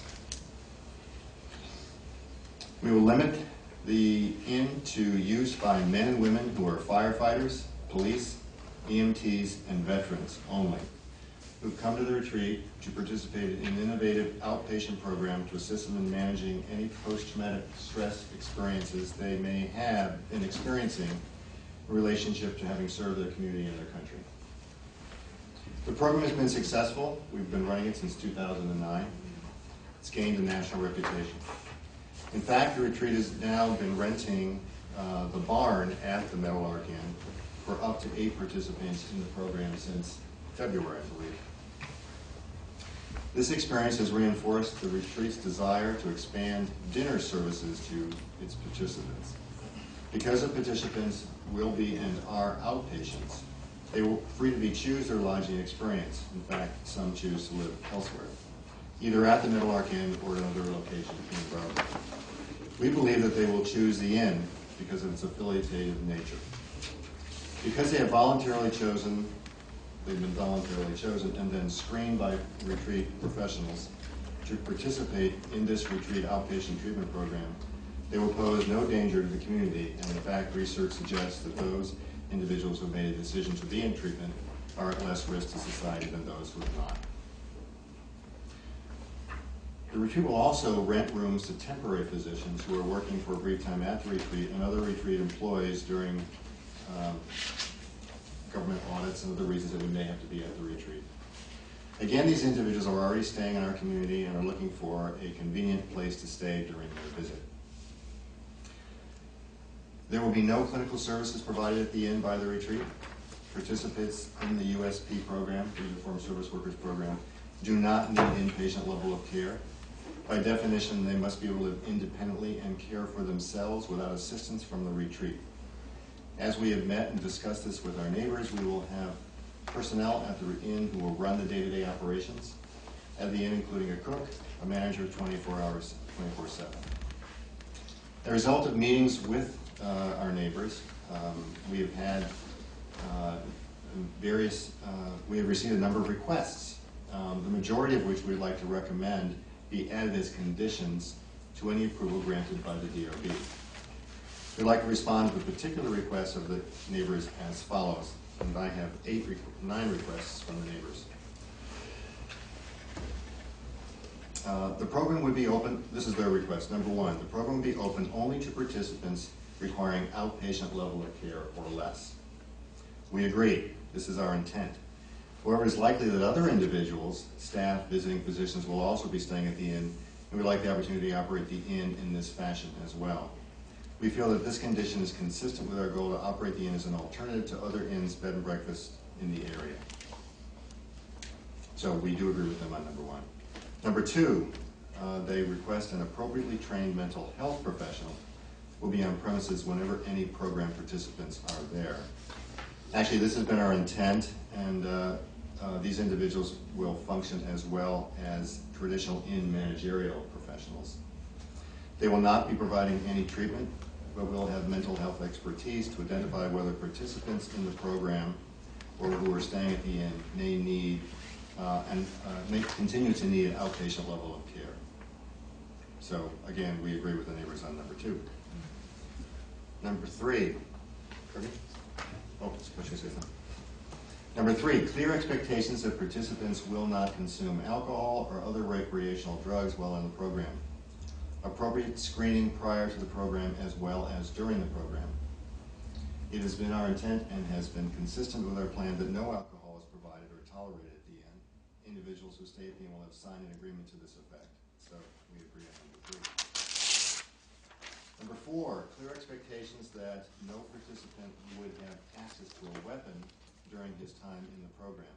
Physical search of belongings or registration, locking of all guns or other weapons be returned at the conclusion of the program. This is our intent. No weapons are allowed in any program at the Brattleboro retreat. And they would not be allowed at the inn. Nor are the individuals who come to the retreat, do they bring their weapons to the retreat. They are informed of that before they arrive. So we agree. Number 5, clear delineation of physical boundaries of the property with a placement of a best quality fence between facility and neighboring property at the request of the neighbor and at the expense of the retreat. I think we'd be opposed to any fencing that might be confining, but we would certainly provide clear notice to those staying at the end of the boundaries of the program. We'd be happy to discuss this further.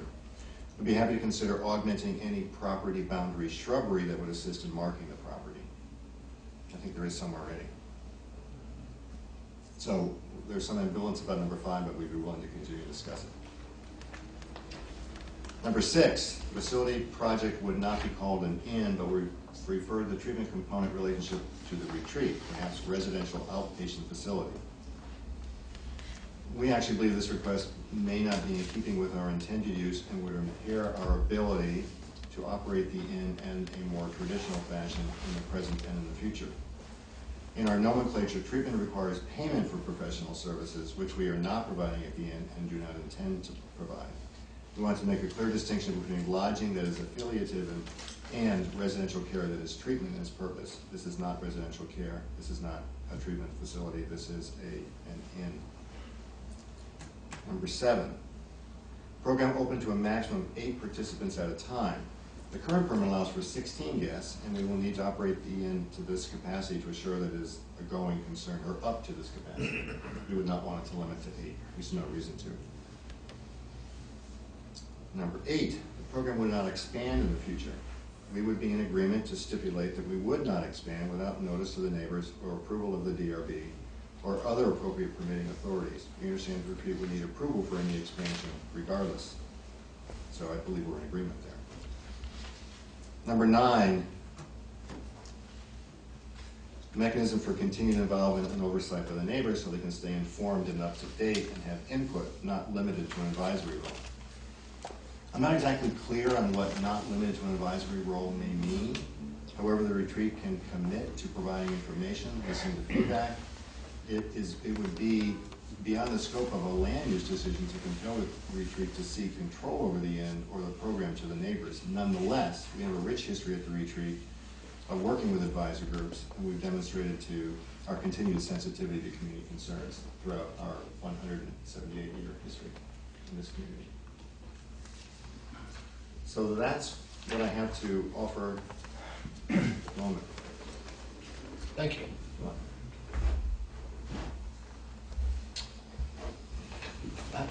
A couple of questions for you. Sure.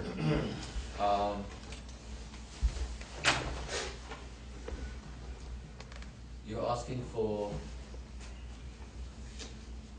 I don't believe that an inn has a limited number of residents. The bed and breakfast may well have been restricted prior to 16 or 8 doubles or whatever the case may be. But you wish to operate, probably because of the physical constraints of the building, you wish to operate with a current maximum of 16 residents. Correct. Okay, so that's no change from the existing the existing maximum usage of the site. That is correct. Okay. Will the inn be open to the public? Could I come there for dinner? Good. I could. Will the inn be open to someone to book a room and stay overnight if they were not a member of an outpatient program at the? If the inn was not full. I think, okay. What talked about drugs and alcohol. So the restaurant would not serve alcohol. It's an alcohol-free building. Alcohol. There'll be no permit requested. No. None. What is at present the boundaries? I presume would be the street, as in. There's a street. There's a right-of-way. Yeah. And then there's some shrubbery between the two buildings. I actually don't know how much there is between the two. I don't know if it completely covers it or not. So on the eastern boundary or border. Mm-hmm. When at present one finds it, if you were driving along the street, only perhaps in the winters you see the property that's beyond. So I'm thinking there's pretty good trees, a tree screen or shrubbery screen between those two properties. I believe there is. I cannot tell you how complete it is personally, but maybe other devolution may be able to speak to that more than I could. Oh, quick questions. All right, 1 second. Sorry. So when there was a request, one of the 9 points was for fencing. Was it on that boundary, or I mean, 'cause I really don't see the necessity to put up fencing on Gibson Road, or as part of a very pretty approach section where you start to look out across the. I think it would be. I don't necessarily see the point of providing fencing around the property. You might have to ask the neighbors what the intent of the fencing was. I can only speculate, but I think there are other ways to make boundaries besides fences, and shrubbery, etc. And through policies and procedures of the inn itself. That's all I have for the moment. Any member of the board wish to further questions? Would you read the list again of the specific places that the people will come from? I heard you say police and fire. Yes, policemen, firemen, EMTs, emergency medical technicians, paramedics, and veterans. So service related? It's strictly service 100% related. service? 100% service. Steve? When I pulled into their yard this afternoon, if they want a border, they can use that rose bush they have sitting in the parking lot. That's about the nastiest looking thing I've ever seen. Never seen so many thorns on it. That would be a heck of a barrier right there. Other than that, I can see why it's such an ideal location for what they're doing, because the view from the left side of the property is phenomenal, and I can see why it's perfect for what they're doing.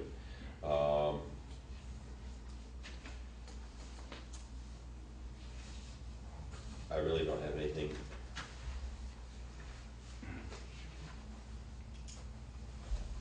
That's Charles. Any members of the public wish to speak to this application? Mr. Chairman, I do. Please come to the microphone and give us your name.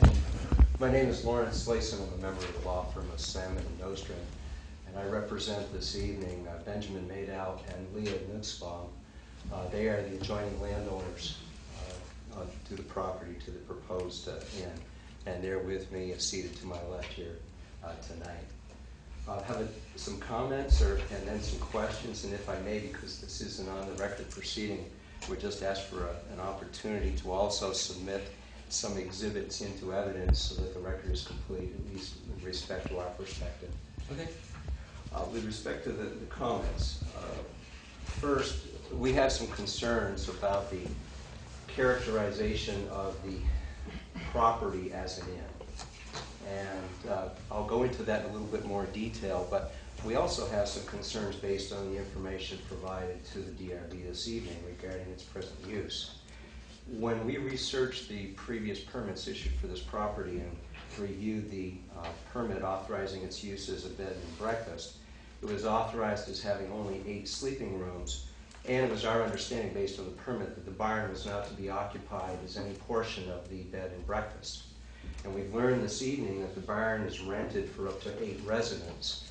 And based on our review, and certainly it would be up to the DRB and its review subsequent to this evening, to determine whether or not the applicant is presently in violation of its existing permit.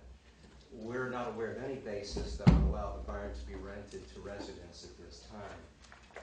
And the bed and breakfast regulations of the zoning ordinance provide, we believe, that an accessory building such as a barn is not considered to be a bed and breakfast and is not to be occupied. So when the applicant suggests that there are already up to 16 residents on this property and therefore use for additional 16 or for 16 patients will not increase the use, that was troubling to us because there was only supposed to be 8 sleeping rooms and we're not aware that there were 16 persons already on this site. So that's a concern. Now with respect to the proposal to operate this as an inn, with all due respect to the applicant, it's clever, but we think it's disingenuous to suggest that this will truly be an inn. Once you have 16 occupants and residents in that facility, there will be absolutely no opportunity for members of the public or transient visitors or guests or my family who come out of state who may wish to spend a few days for the stroll of the heifers to spend time there. That's not going to happen. This is a clever proposal to characterize what is really a therapeutic community residence under the law and under statute as an inn. Now, the proposed use of the Meadowlark Inn as a Brattleboro retreat residence for individuals receiving therapy for post-traumatic stress disorder is not an inn as defined by the ordinance, nor is it an inn as defined by Webster's College Dictionary, or as the Environmental Court likes to remind us, words commonly known and understood. A lodging house. An inn is a lodging house serving food and drink to travelers. An inn is a commercial establishment that provides lodging and food for the public, especially travelers. We're suggesting that travelers will not have a legitimate opportunity to occupy this facility as an inn. Now, it will be leased to the Brattleboro Retreat as a part of its USP program. That's Uniformed Services Program, to provide post-traumatic stress disorder treatment to a number of individuals that were earlier referenced. And we think that's a wonderful program. And nobody is here tonight suggesting that the retreat's intentions are inappropriate or that these individuals with PTSD should not receive treatment. Nevertheless, to characterize it as an inn when you're something else is what we're objecting to in this hearing this evening. The facility will be largely, if not exclusively, private. It will be supervised. It will be secured. There's going to be rules and regulations to which the residents are subject. Now, there's a definition in the Brattleboro zoning ordinance of therapeutic community residence. It's in the ordinance at page 616. It's a place, however named, excluding a hospital, that provides for profit or otherwise individualized treatment to 3 or more residents with major life adjustment problems such as alcoholism, drug abuse, mental illness, or delinquency. Post-traumatic stress disorder under the DSM-IV manual, the manual that all psychologists use, characterized PTSD as a major life adjustment problem. It squarely fits within the definition of the therapy provided at the, quote, Meadowlark Inn. It's really a therapeutic community residence. Any claim that the patients will not receive services there is not controlling, and that's very important. I'm certain that in response to my concerns, the Brattleboro representatives, the retreat representatives, will say, well, we're not going to be providing active therapy at the inn. The licensing regulations for therapeutic community residents, these facilities around the state, make it clear that therapeutic residences include facilities that provide direct services at the residence or indirectly by referral to a community resource such as the Brattleboro Retreat. So if you provide housing for residents who receive therapy at the Brattleboro Retreat for PTSD, you, under the state law and under state regulations, at least as we interpret them, you, in fact, are a therapeutic community residence. Now, if you're a therapeutic community residence, you're required to be licensed by the state of Vermont, by the Agency of Human Services. Part of therapy itself requires housing in a private, supervised, and secure setting. That's what's being provided here.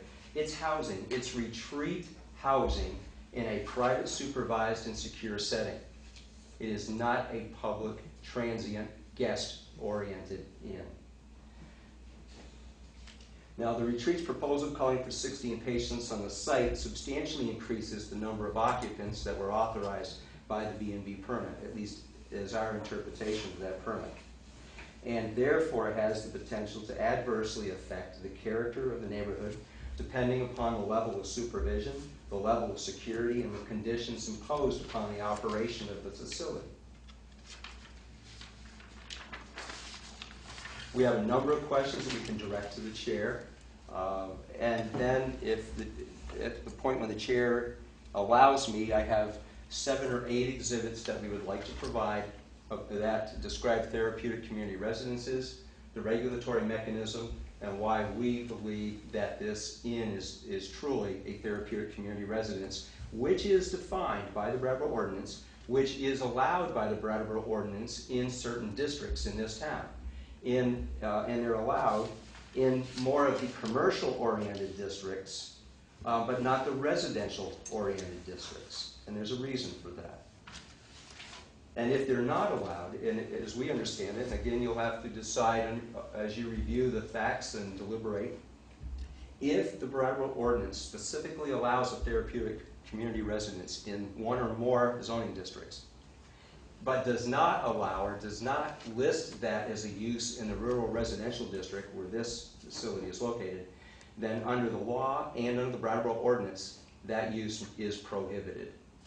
Now, we believe the reason it's been characterized as an inn is because the applicant is aware that it would be prohibited as a therapeutic community residence.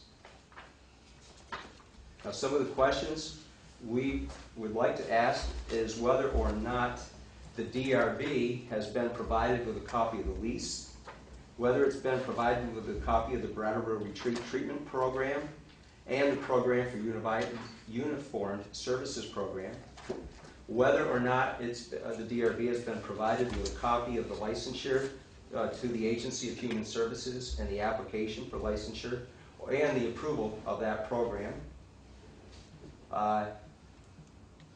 The reason we're asking for that, and the reason we as neighbors would like to see that, is we'd like to have an opportunity to review all documents relating to the Uniform Service Program and all licensing applications and approvals. Without that information, we believe this board and the adjoining landowners really do not know the full extent or details of the proposed program. And we think it's only fair, given the DRB's ability to subpoena individuals to either come here and testify or to subpoena production of documents, that at a minimum all those documents should be provided. And I can give the board the statutory reference in Title 24 if there's any question about your subpoena power. What will be the cost per patient of the Uniform Services Program? Who will pay for those services? Will it be a healthcare-oriented reimbursement? Will Blue Cross Blue Shield provide reimbursement? Will workers' compensation for those firemen or police in line of duty who suffer a traumatic incident, will workers' compensation provide the reimbursement?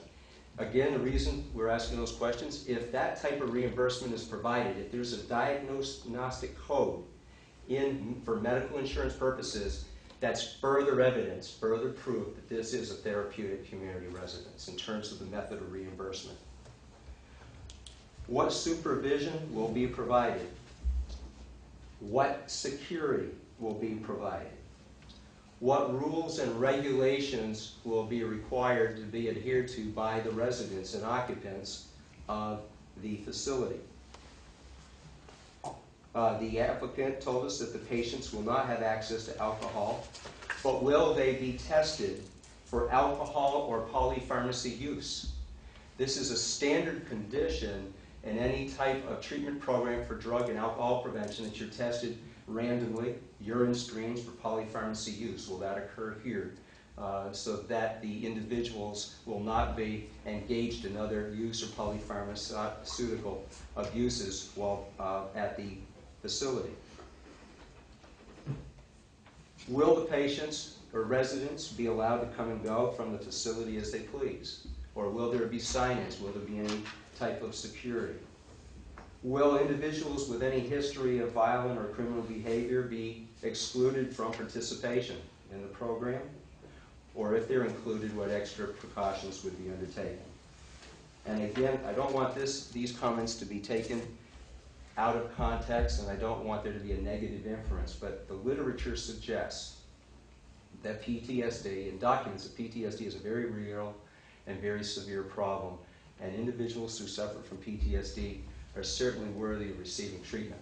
But the literature also suggests that in a number of instances, individuals with PTSD exhibit aggressive, sometimes violent behaviors, and that's why programs which treat specialized treatment of PTSD routinely call for supervision and security. And I have researched, and we can provide the board at another time, a number of journal articles, both in terms of mental health journals and others, which document some of those types of concerns. And that would be the neighborhood and the adjoining landowner type of concern.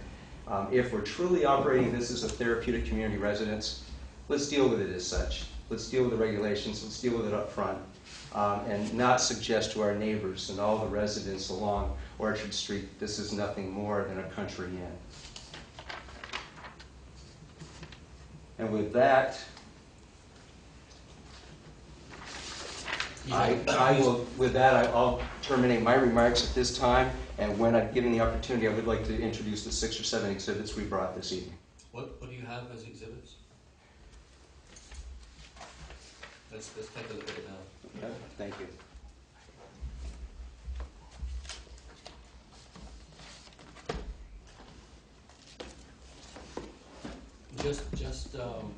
Lawrence, just to confirm, you're representing the abutters to the eastern side. Is that correct? I'm not certain. Well, next door neighbours. What are They they? are the physical adjoining neighbors. That's Okay. correct. Yeah. Right. There's a split rail fence that designates the boundary of the properties. Okay. And these folks can visibly see the inn, the property, and can see the barn. So it's behind the inn from the road? Yes. The old Gorsuch property? That's right, directly behind the road. That's correct. So some of the exhibits that we have this evening, and I have extra copies for council. Craig, are you representing the retreat in this? I am. You are, okay. I brought some extras for you as well here. So the first exhibit would be a warranty deed from Pond et al. Tomato and Nussbaum, and it just simply shows that my clients own the property adjoining the proposed facility. How does your procedure work? Do I give them to the zoning administrator or to the chair? Either or. The chair normally will. I have an extra for the chair. I'm going to pile them here, and I'll hand the chair if that's permitted. Yeah, absolutely. Okay, there's a warranty deed. The second exhibit is a site plan referenced in the warranty deed, which shows the relationship of the properties and a shared driveway, 30-foot right-of-way. Here's the site plan.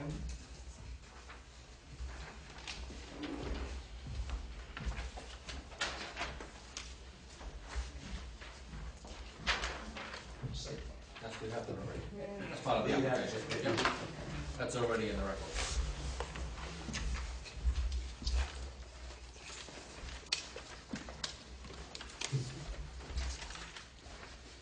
The third is a letter dated April 19, 2012 from Julia Sorensen, the Director of Marketing at the Brattleboro Retreat.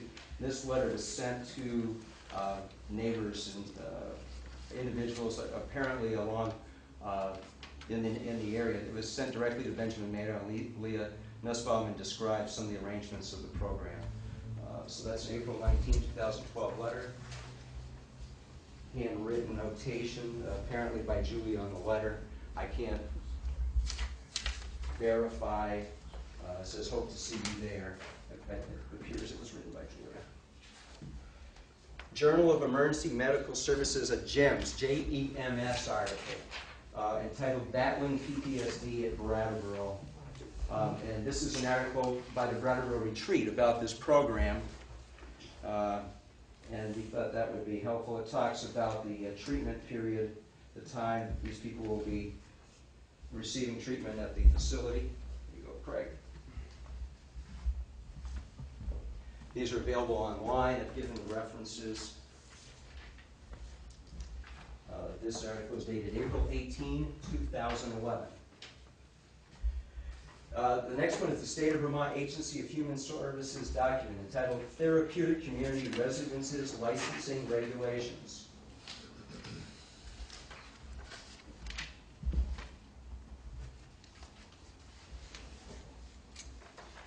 And there's a purple tab in these with some highlights. In the purple tab, the significance of the tab demonstrates that for a therapeutic community residence, you need not only provide treatment on the site. In fact, out of the list that I will provide you in a short time, a number of the therapeutic community residences do not provide any treatment on site, but they're all at community resource centers like the Brattleboro Retreat. So in the treatment plan, you can either provide direct service at the residence or indirectly by referral to community resources. And I've highlighted a couple of areas where it refers to treatment off-site.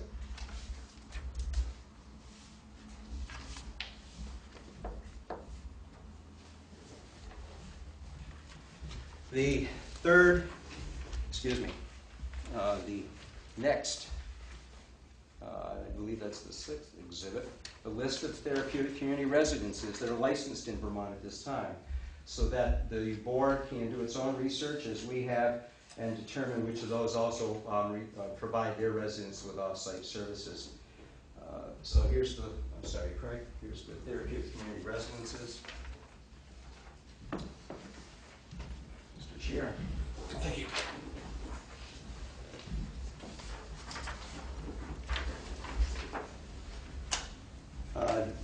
The next exhibit is the Vermont statutes annotated. You can take administrative notice of that, but it's Title 33, the Agency of Human Services, which defines and licenses therapeutic community residences. It makes it clear, it defines it clearly, makes it clear that it applies or pertains to major life adjustment problems, and it's considered to be a facility under state law, and it requires a license under state law under Section 33, Title 33, Section 7103. So that's the purpose of the reference to the Vermont statutes. Again, the reason for all these exhibits is to suggest that the use, the type of care, the type of activity going on at this place constitutes a therapeutic community residence. That's the reason for the documents. And then lastly,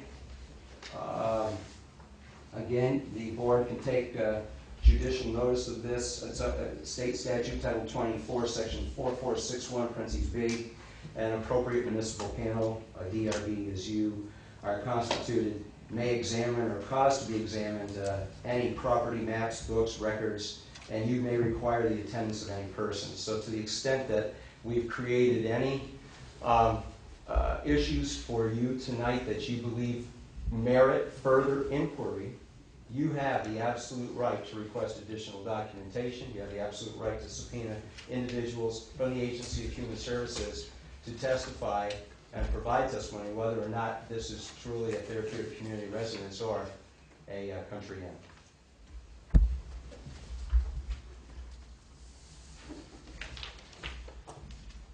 Thank you. And those are the list of exhibits that we brought with us this evening that we thought would at least highlight our concerns, along with the questions that we've directed to the chair. And thank you at this time. So you have, what was the total of exhibits? 7 or 8? The total of 8, right? 8, okay. I have a total of 9 with the last statutory reference. Am I missing one? You're missing it, yeah. Okay, the 710, excuse me. 2 of the Vermont statutes were stapled together. You're absolutely correct, Mr. Chair. There are 8 separate exhibits. Okay, thank you. Would any other member of the public like to speak to this application?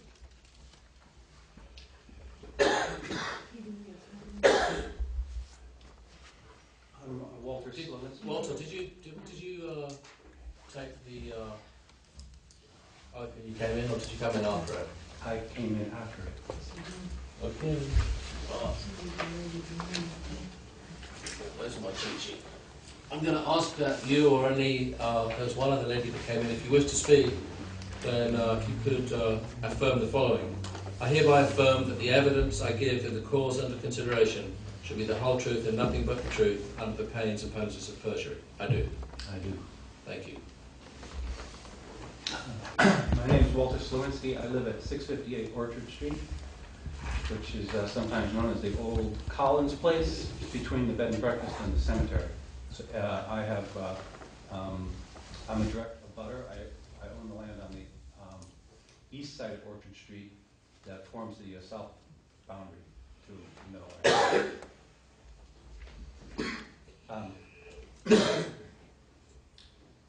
So a week ago, we were invited by this letter that the retreat sent out to the neighbors, and we went down to meet with representatives of the retreat and had a wonderful time there, and were served some very nice food, and were brought up to date about the plans, much as Rob outlined tonight.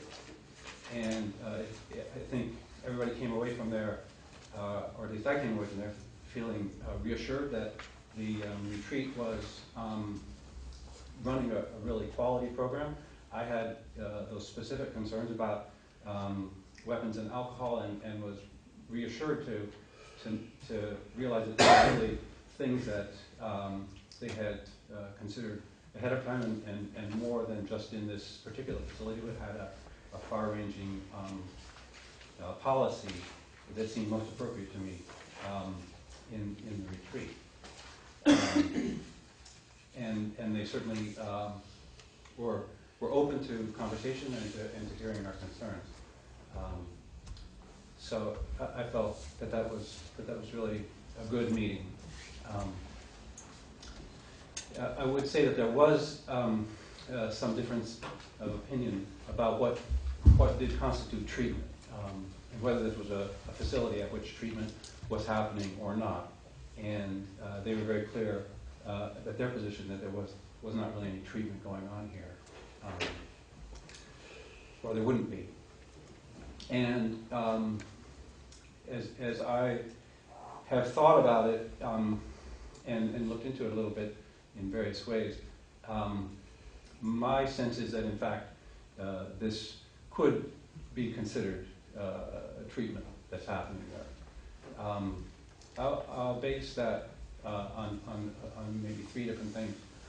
One is that I'm a physician and have worked at the Putney Medical Office for 10 years.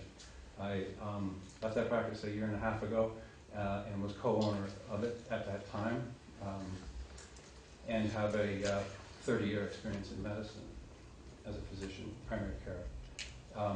And people come to me for consultation and treatment, and it's an interesting question as to what constitutes treatment and what doesn't constitute treatment. And certainly medications are always considered treatment. But part of what I always did was talk to my patients about their family and where they lived and what they like to do outside of their strict medical concerns. And I've attended a number of primary care conferences talking about what constitutes effective treatment in primary care, and really the development of a relationship is key to what we do as physicians, even though it doesn't necessarily seem like much is happening, much is really being treated. So my own experience, my own personal experience, is that that treatment is maybe difficult to define, and can be seen on a spectrum. Some things clearly would be treatment, and some things clearly would not be treatment.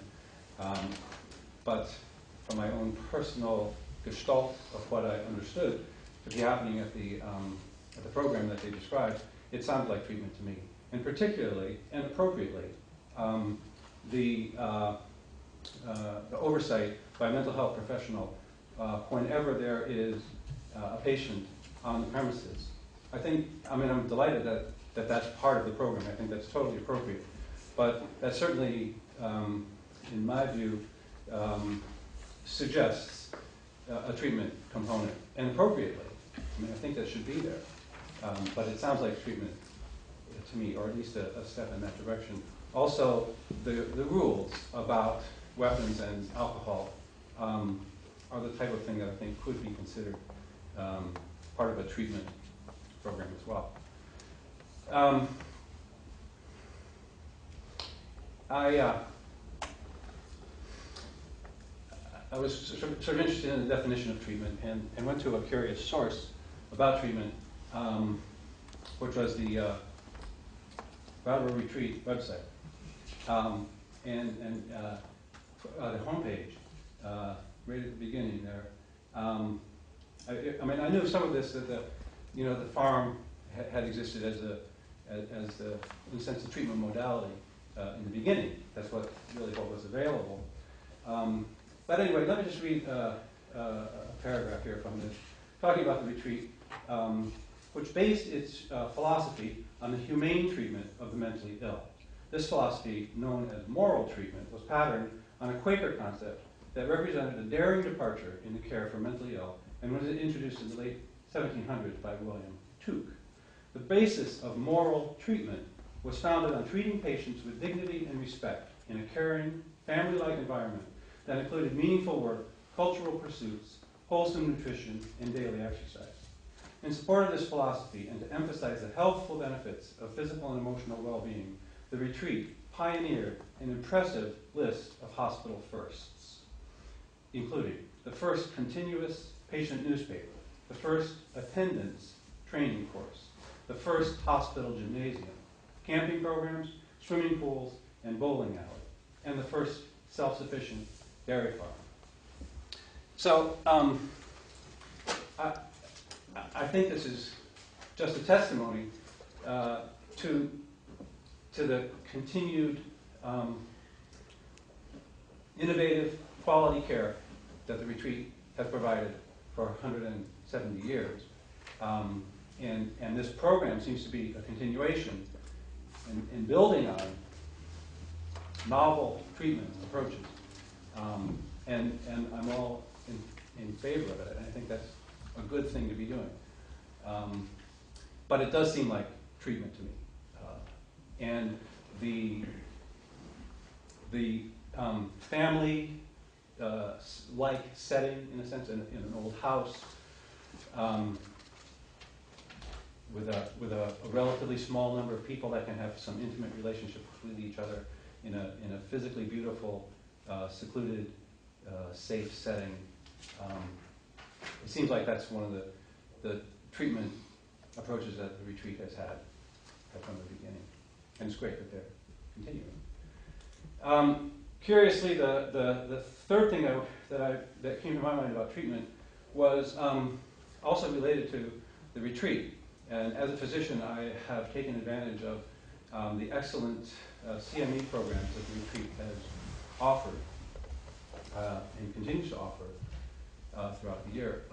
There was a very memorable program called What Works in Psychotherapy by a psychotherapist named Scott Miller, who I thought was extraordinary. And he delivered a bunch of quite interesting information, much of which we sort of know as physicians intuitively or from our experience. But it was great to see him backing it up academically. And the first thing he said is that, in fact, the level of training of the provider has no effect at all on outcomes, and that that whether somebody's trained at a PhD level or a physician or a medical student or whatever, the outcomes from the treatment were not actually affected by that. Nor were any particular school of thought. In other words, he named there were 442 different psychotherapeutic approaches, and none of those showed any particular benefit over any other. It was striking and resonant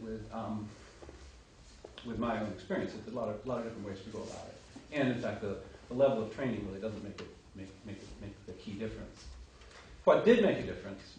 He had only two things, and one was the quality of the relationship between the client and the provider of services, as perceived by the patient.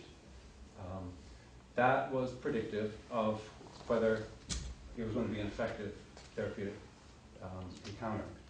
And the second thing, which actually was a surprise to me, that was associated with good outcomes, was in fact the physical facility. That some buildings, some clinics, some physical places were associated with good outcomes, whereas others were associated with poor outcomes. And if you took a person from one, a provider, a therapist, from a place that had good outcomes and put them in the place that had poor outcomes, they actually started having poor outcomes themselves. And the same was true in reverse. So it just came to mind to me, and again, as an endorsement of this program, I think it makes a lot of sense to have a facility which is beautiful and restful and people will feel relaxed in. That's the type of place that's likely to have good outcomes. And I think it's smart of the retreat to create this program in a beautiful setting and in a peaceful place. And at the same time, it to me, is consistent with this notion of it being a place where treatment happens. Exactly how you define treatment, and there may be narrower or broader definitions, but the definition I have come to feel comfortable with is that it sounds to me like treatment's happening there. I'd like to speak just a little bit more about the review of their application.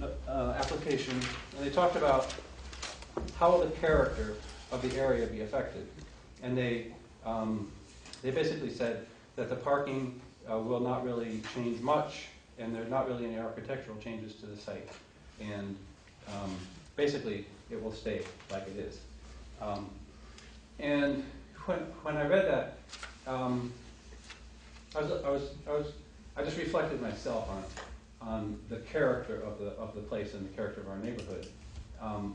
And Deb and Lucia have really been wonderful neighbors for us.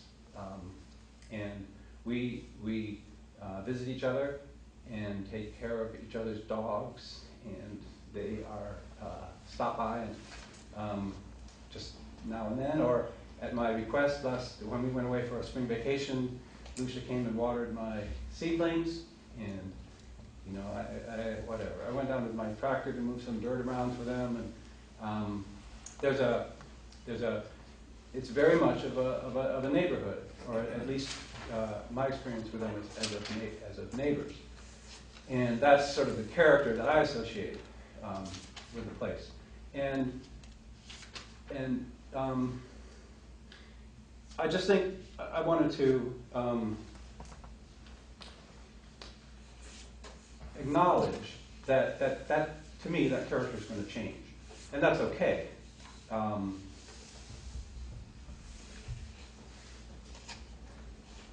I wish the best for them in their move, and I understand how it makes sense. But the character will change. But it's going to be different for me having the retreat facility as a neighbor rather than Deb and Lucia. And I'm interested in participating in this process to make it as good of a relationship as it can be.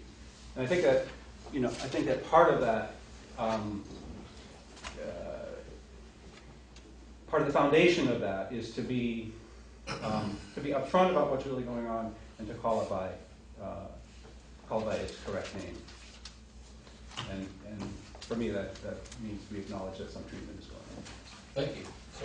Yeah, Mr. Slawinski, may I ask you a couple of questions? The last, you felt that the character would change, but your reference was only to the fact that the current owners were leaving. Do I understand that? Well, the current owners have decided to, or are anticipating, have planned to sell the property, and will be moving. Right. So the change, but you brought that up as a change, but however, if the use of the property were not changing, if it were going to be the same bed and breakfast that it has been, but with new owners, would you be here stating to us that it wasn't, that the property wasn't going to be the same because your old friends were leaving? I can certainly clarify that. You know, and I shouldn't necessarily individualize it so much to Deb and Lucia. For me, the character is going to be that I'm not going to have neighbors that are going to be living next door anymore. I'll be next door to an institution, to a facility that's going to have a manager, and I think that if Deb and Lucia were selling it to another person or people that were going to live there and run it as it is, or even as an inn, I wouldn't feel that way. I think that, you know, it's different being next door to somebody who lives there versus next door to a building that nobody's living in on a regular basis. So your concern is that you're losing the neighborliness of the people that are living there? In a sense, I don't have any. I'm not complaining about that, but I'm acknowledging it. There is going to be a change. It's different having an institution, or I don't know what the right word is exactly, but it's an institution as far as I'm concerned. It's a company. It's a health facility. It's a treatment center, something or other. It's different having that next door rather than somebody who lives there. So essentially your testimony is just to corroborate what we heard, that that you feel it is going to be a therapeutic facility. I'm on board with that. Okay, thank you. Thank you very much. Would anyone else like to speak to this application? Please step up. Hi, I'm Deb of Deb and Lucia, and currently own the Meadowlark Inn. I work at the hospital as well. I'm a nurse. I have seen no treatment going on in the place since February when we took these guests in. We consider it a corporate contract. We've had many of those over the years. We've actually had outpatients from the retreat stay at our place. I'm sure we've had a lot of people that we didn't know were part of the mental health treatment at the time, but some guests do share that. If there's treatment going on now, there's been treatment going on since we came in the door, because part of hospitality is to greet someone where they're at and try to make things better before they leave. That's just what we do as a profession, as innkeepers. We haven't done anything illegal there. We are licensed for 16 guests and 8 rooms. The barn we call the Cook House was built in 1870, the same time as the other part of the house. We have a lot of local people stay for getaways. We never ask them if they're involved in treatment, or we just know there have been some, but we never ask a guest who they are, where they're coming from, or if they're taking antidepressants. We just don't ask that. We know, as nurses, we both are, that a third of the population is depressed, and probably a third of our guests have taken antidepressants over the years, but I'll tell you the truth, it's been pure joy having this group with us. They only stay 10 to 14 days. We get to know them very well. Most of them are only there for 10 days. The people we've met are phenomenal. Combat nurse, a man left today who's a fireman in Bangor, Maine, and he's going back to work tonight. And because he was there, he can do that. We met a young fella, 23, who was in a Humvee and was blown up, and 4 of his buddies died. And that's why he's there. He doesn't know why he's alive, and these other guys had kids. And that's really why he's there. We've had guests like that all along. Last Veterans Day, we had a full house of veterans, and it was lovely. So I can't say enough about how it's been for us. We have had other guests there all along. No one's even noticed that there's a group there that's a special group. They've talked to them, they've interacted with them, and we've had absolutely no reason to think this is not a great idea. Can I ask a quick question? Sure. I'll let you finish. I think I might be done, but Are you done? just make sure I had all the points. It's been a great thing to be a business person in Brattleboro. I appreciate the neighbors as well. It is a nice place to live and really solid citizens all around us. So I just want to say that it's been a great 10 years we've been there. And it's precious, all of it, but I honestly have to say, I think Lucia would agree that this is the most joyous time we've had. We really have gotten to know people more than if they just stay 1 or 2 days. So you have you had a corporate contract with the retreat. Yes. To take some of these service personnel and lodge them for a period of 10 to 14 days. Yeah, we've had eight of them at a time. And we've Up had, to 8. Yeah. Okay. And they sleep and you feed them. Right. And they go to the retreat for treatment. Yeah, they sit in the Adirondack chairs and they listen to the birds, and it's just, we treated them exactly like we would any guest. They've treated us better than a lot of guests. They stack the wood, they bring their plates out to the kitchen, things they don't have to do. We do serve them just like we would, but they're generally authentically wonderful people, and we've met 40 or 50 of them. I lost track, but I could come up with that number for you, but there wasn't one of them that I wouldn't have had as a guest. If they picked up the phone and called me, I would have had them there. So. And there's been no individualized treatment program on site for these guests. You've been operating as a B&B or an innkeeper, correct, giving them a roof over their head and a residence.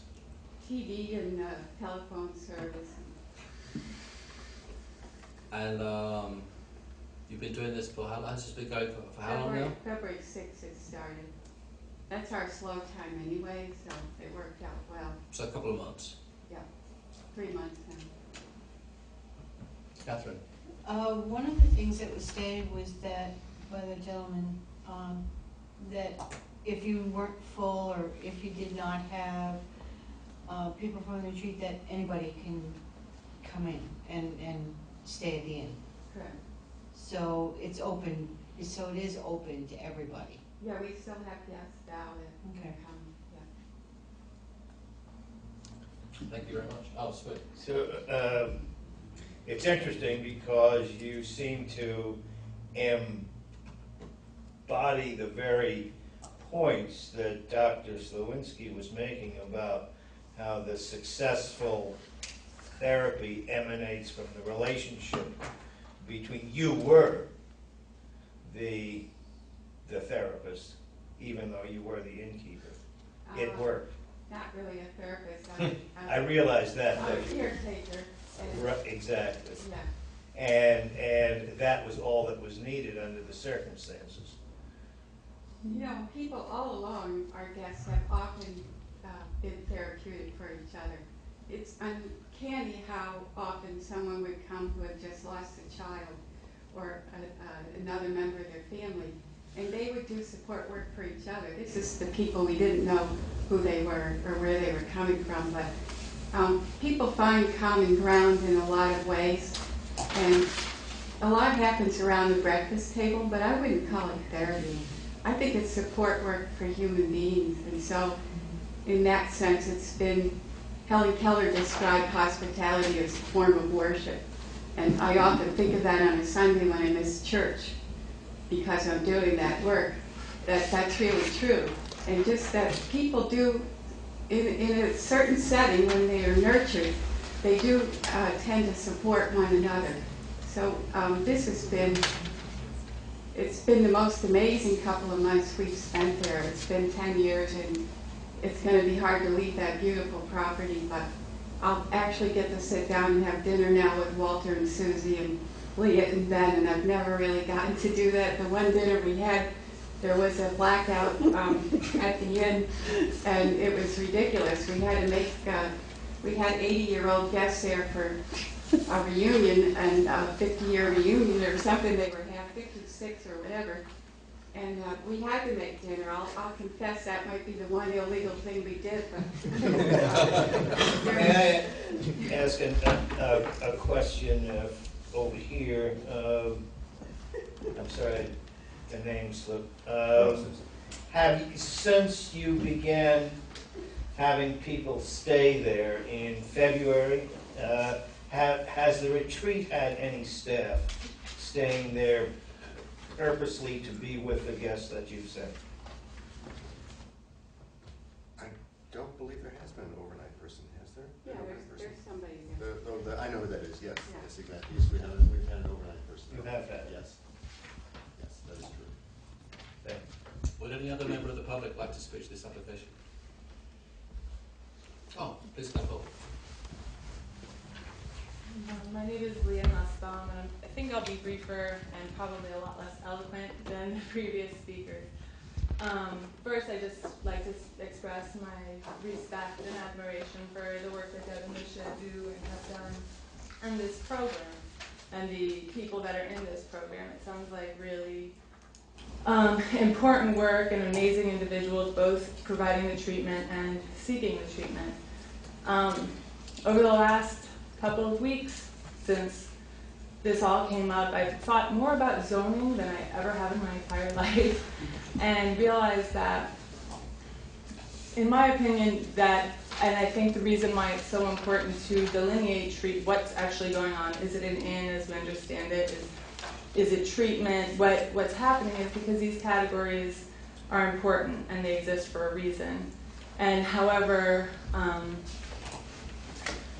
there's an element, I feel like the good people at the retreat are saying, look, let's call this an inn, and then we're going to do the right thing by having this program and providing the oversight that is responsible.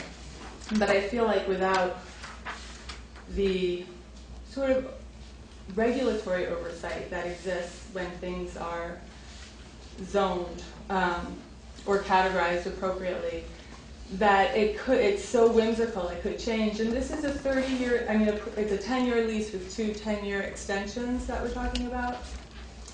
So I think that it's important to get it right.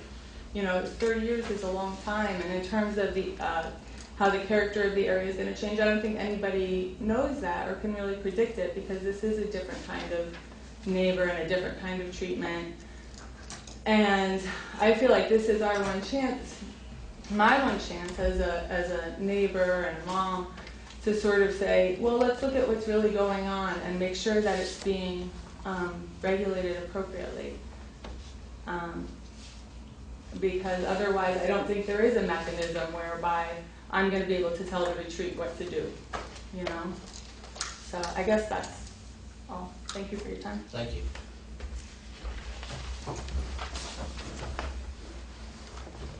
Any other member of the public wish to speak to this application? Craig or people behind you? Anyone else wish to speak?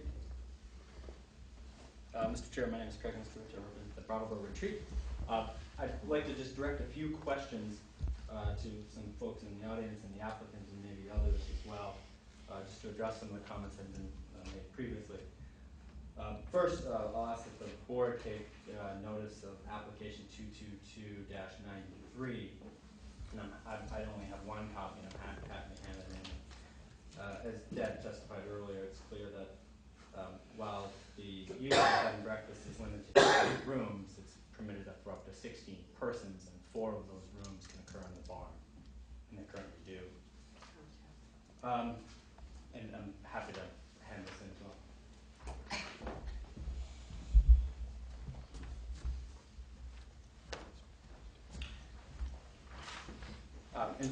Second, I'd like to just address the second comment made by counsel for the abutters, and that is the therapeutic community residence, and just directly ask my client, Dr. Simpson, Dr. Simpson, do you intend to operate a therapeutic community residence at this facility? No. Do you know what a therapeutic community residence is? I do. You know that there's a license for a therapeutic community residence? Correct. And do you intend to seek a license for a therapeutic community residence for this Do not. facility? And what's the difference between a therapeutic community residence and what you intend to do at this facility? There's payment and charges for the treatment that takes place At the facility? at the facility. And that brings up another comment that counsel for the abutters mentioned, and that is there a separate CPT code, separate payment through an insurer for this? There is stay? not. The CPT codes are charged at the retreat by the professionals that are providing the care at the retreat. And who's going to be paying for the stay at the inn? Continue. Oh, sorry. Who's going to be staying for who's going to be paying for the stay, the care? I'm sorry, the stay at the inn. Those who come to the inn themselves. Yeah. Okay. Have you ever? I just take notice that the definition of therapeutic community residence, as was supplied by counsel for the abutters, states that the first words are that a therapeutic community residence is a transitional facility. Are you going to be operating a transitional facility out of this location? We are not. And do you know what a transitional facility is? I do. Yeah. And what's the difference between what you're going to do and a transitional facility?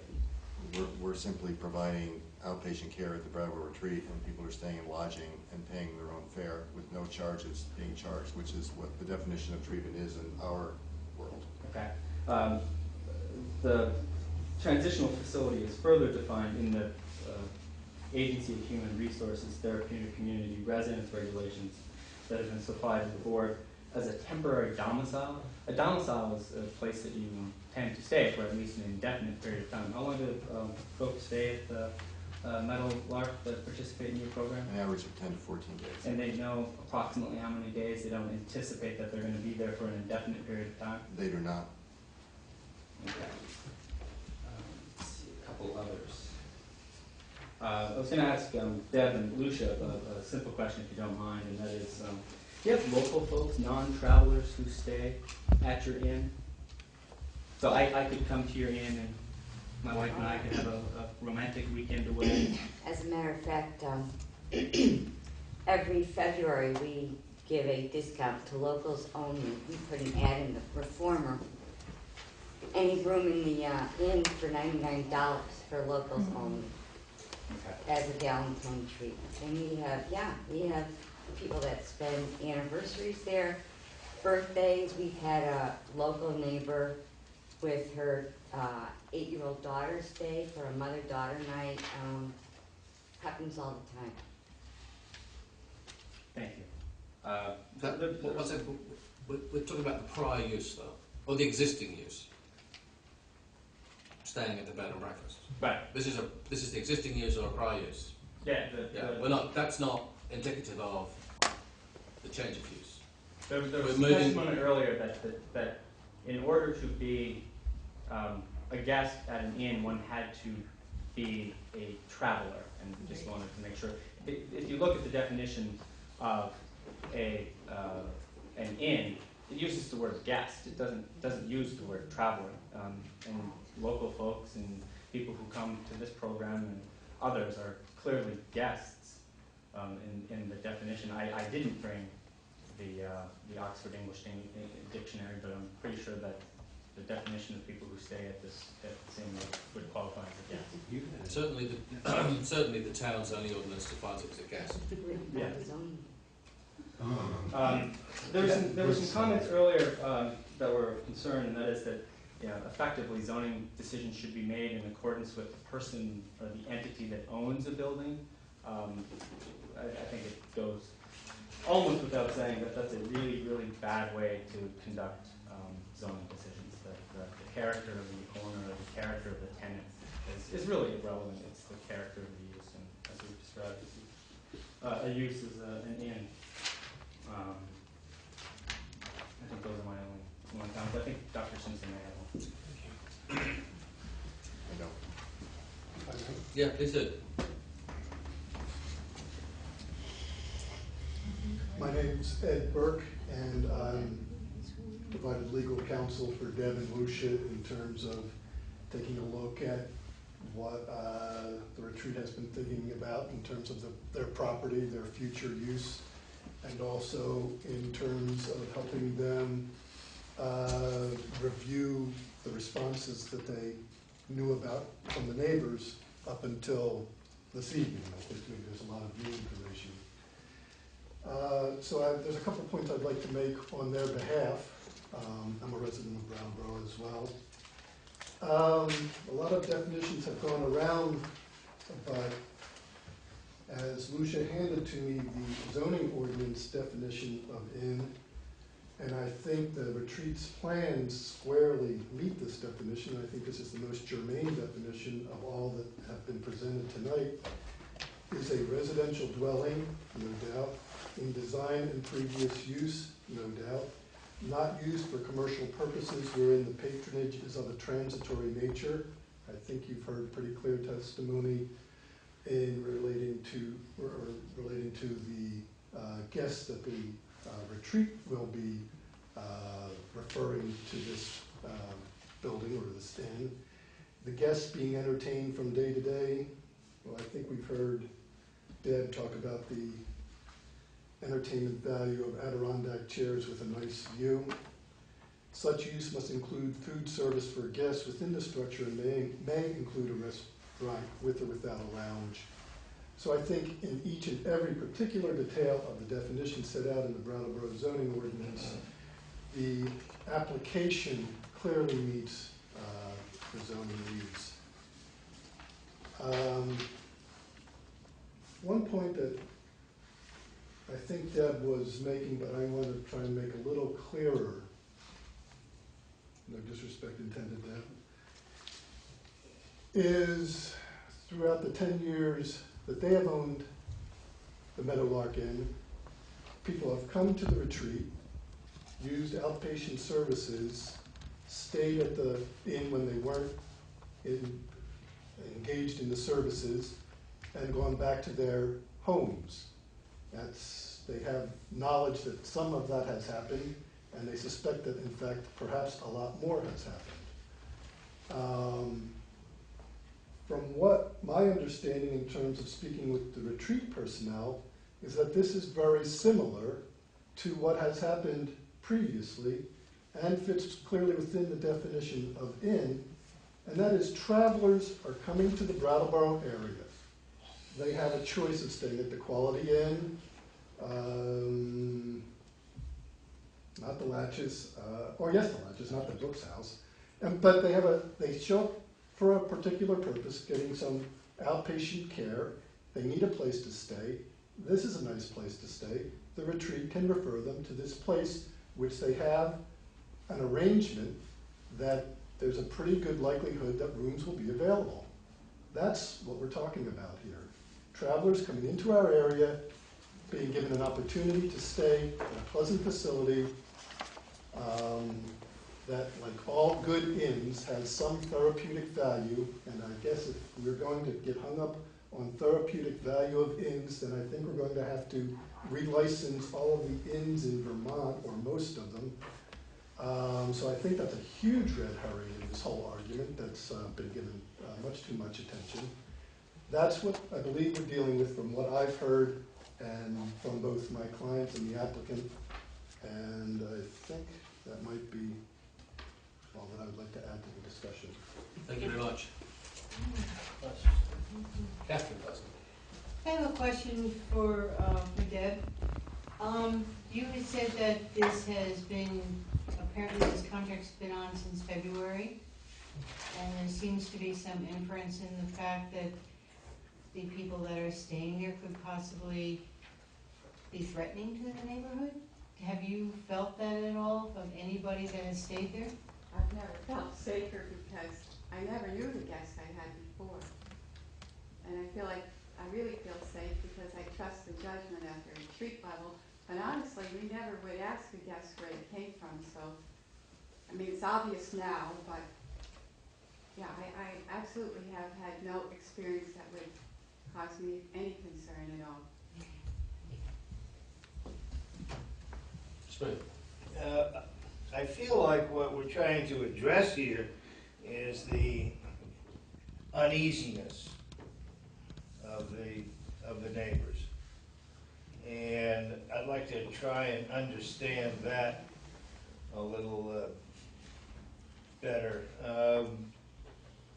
Is there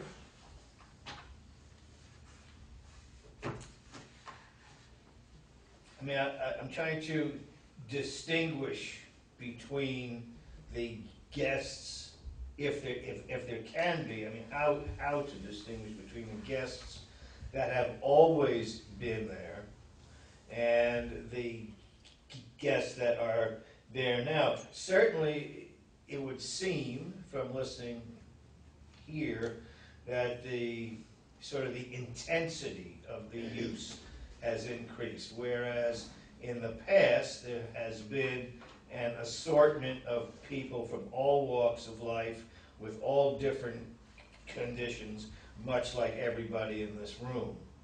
But now the use is very intensely focused on a specific experience among the guests.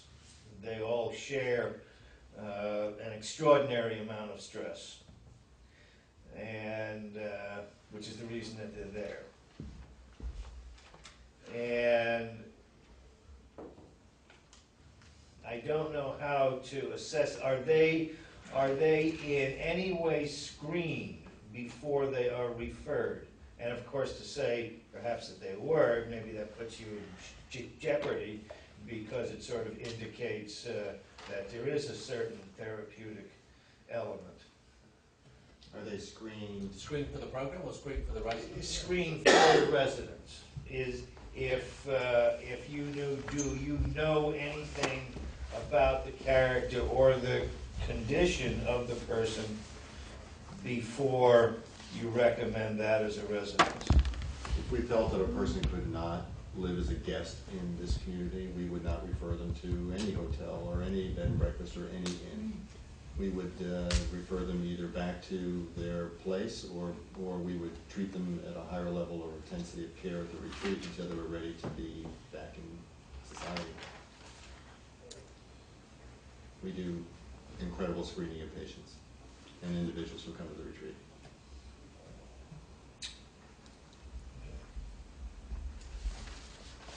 I think anecdotally, we've just heard that we've had a fireman from Maine, a 23-year-old who was in a Humvee accident, and half a dozen others. I mean, that's a very varied and different clientele. It's not as if we're all coming from. It is. I can't, I have to admit that it's not, over all of these years, listening to news throughout the U.S. and all of the things that we've heard. I'm a veteran. I was in Vietnam. I too, as a neighbor, would have some question in my mind. Is there going to be a change that should in any way worry me? Well, I would say this. There are a lot of people who serve their country, as you did, who live next door to you and I, and we don't know they serve their country, or they're serving as a policeman or a fireman, or they don't choose to let the locals, someone know what they've done, who do live with stress. There are lawyers and bankers and other people in our community who live next door to us who serve, who have stress, et cetera. I'm more worried about the people who don't ask for help. So then, you suggest that there is, in fact, no higher level of expectation of bad behavior there than there would be in any ordinary neighborhood. I think treatment experience and research suggests that those people who are in treatment are appropriately screened to be at lower levels of care are less dangerous than those who are not, and those in general society at large in general. Could you address or talk a little bit about, just there would be a, one of the things that's been mentioned to us by Walter was that, we're going from an individual ownership of this establishment to a corporation owning or leasing the establishment. You mentioned that the staff would be a cook and a manager, and then you talked about the manager having mental health training, mental health worker status or training. Can you just address that part a little bit? I mean, is that a little bit like having a security officer or a security officer with higher level of training in mental health and assessment, ability to recognize when people may need additional services or different help. Yes, it's a person who's used to being around people who have come to and asked for care for mental health problems. They basically work for at the retreat right now. A quarter or more of our staff work as mental health workers in our inpatient or residential programs. It would be someone like that, someone who has, in fact, right now, those mental health workers are also veterans. And that person would be a resident of here? No, they would only work there. They would work there, they wouldn't? They'd be on shift work. So the chairperson would change? Yes. It's a small group, but they would change. It's a select group of people that. And those are people that are already staff members in some capacity at the retreat now? That is correct. Okay. Dr. Chubb? I'm going to go back to, I'm sure you'd like to come back and... No. If I may. Yeah, I thought you might.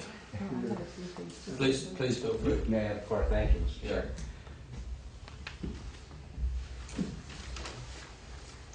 I think it was Mr.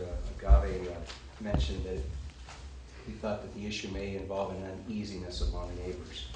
I'd like to suggest that from at least our perspective is not what we're here about this evening. We think it's a wonderful program, and Brattleboro embraces this type of program, but it embraces it within the appropriate zoning district where it is specifically listed as a conditional use. The rural residential district makes it clear that a therapeutic community residence is not authorized and not allowed in that district. So we're here tonight suggesting that this is a zoning issue. This is a land use planning issue, and that these folks who reside next to the existing inn, and the folks, and Dr. Slawinski and others who live in the area, they have a right to expect that the zoning ordinance will allow those uses permitted and will allow those uses that are conditionally authorized, subject to conditions, and that those not listed be prohibited. And that's our view tonight. That, again, once all the literature is reviewed and a transitory nature as of a therapeutic community residence, when we look at the regulations, and if the Commissioner of Mental Health were to be here, there's a big distinction between the therapeutic community residence and the community care homes, which are longer term and they're more of a domicile. The therapeutic community residences, those that are listed in the exhibit that I gave you, a number of those individuals who receive treatment there do so for 10 days, 2 weeks, 3 weeks at outside placement centers, outside resources, similar to this program at the Brattleboro Retreat. Once this facility, once the inn, so-called, has its 16 retreat patients living there or residing there for their 10-day periods, there's not going to be any room for the public, for transitory guests in this community to reside there. It's an illusory concept. It's one that's creative. It's wonderfully creative, but it's not realistic. It's not genuine. If we really want to suggest and make a genuine, if we want to make it genuine, then you have the ability as a DRB to impose condition. If this is to remain a public inn, then condition it so that 4 rooms and 8 beds at a minimum remain open to the public at all times. So at least 50% or more of this facility remain open to the public. Then we could have a legitimate discussion. Is the majority of the use truly public, or has it been commandeered by the Brattleboro Retreat for a private use for retreat housing? So I suggest that to you. If the majority of the inn is going to be public, at least 4 rooms and 8 or more beds must be reserved to the public. That's the challenge you have, and if the applicant can live with that, then I suppose then some of our objections about it being a treatment facility may be less significant. I still think, and it's my professional opinion, but I also know it's shared by my clients, that we're still lacking information needed to make a fully informed decision tonight. We still don't know to what extent the supervision is provided, the rules and regulations and security. We've been told tonight that retreat personnel has remained on the site since they started doing this since February. And I know you've been handed the earlier B&B permit, and maybe I misunderstood it in part, but again, the barn is an accessory building when it was not to have been considered a part of the bed and breakfast. As far as information, we need a copy of all documents relating to the Uniform Services Program. We haven't been provided with those documents tonight. I certainly haven't had an opportunity to review those. I have not, as Neighbors Council, had an opportunity to review the lease between the retreat and the inn. I don't know to what extent the reimbursement mechanisms are reflected, consistent with the testimony tonight. I don't know to what extent the retreat factors in the cost of the rooms at the inn as part of its treatment costs that it bills out to the healthcare providers. A good lawyer, if we had opportunity to take depositions and things, would have an opportunity to ask a number of those questions and review the records. We just don't have that information at this point this evening. So if the DRB is not prepared to deny the request as an inn based on the information tonight, and if it's not prepared to condition at least 50% or more of the inn to remain open to the public, we'd ask as an alternative that at least it be continued and that the retreat and all interested parties be provided to provide the documents we've requested so that we can have a fully and fairly informed decision. Mr. Chair, if you don't mind, Thank you. just want to quickly respond. The folks who are going to participate in the Uniform Service Worker Program, they are the guests. We don't have to set aside 8 for real guests and 8 for fake guests. These 16 people are guests in our community. They'll be guests at this inn. So there's no need to condition 8 on other people. They're all our guests in this community. And we've met our prima facie evidence. If council hasn't looked up the rules regarding payment for facilities like this, then it's not our obligation to provide that to council. Thank you. Thank you. Dr. Charles. So, if I understand what you said correctly, people are offered the opportunity of going here, or they're offered the opportunity of going to the Colonial Inn, or any place else that they might want to go. But the other places that they might go, you don't have staff. We do not. There, all right, okay. But it's the individual has the choice. You don't say, this group has got to go here because there's staff available, and this group can go to the Colonial Inn, is that right? That's right, we offer them a rate, a hotel rate, based on the inn's fees that is charged to them. It's not charged to their insurance company, it's not charged to their union, it's not charged to their EAP. It's charged as, it's just an in fee. If they wish to go someplace else and have a cheaper fee, if they want to go home and come back the next day, they can drive back to Maine, or they can drive back to Boston. They can drive back to Springfield, they do what they want, but many of them choose to stay and they like to be together. I mean, I understand that. I mean, that's the therapeutic value of being in an inn. But is it the therapeutic residence? Not by the standards of which we understand that to be the case. No, it's not bundled into the charge. Bundling into the charge is what happens in the rest of the community in therapeutic services. This is different. The treatment component takes place only at the retreat. In the technical sense of what is treatment, which is billed out by a physician for services rendered under CPT codes.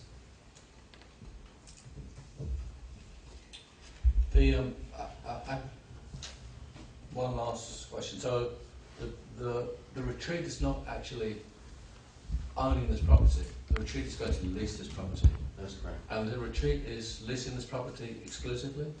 So it leases all 8 rooms or all 16 beds? Yes. So as I suggested earlier, if Mr.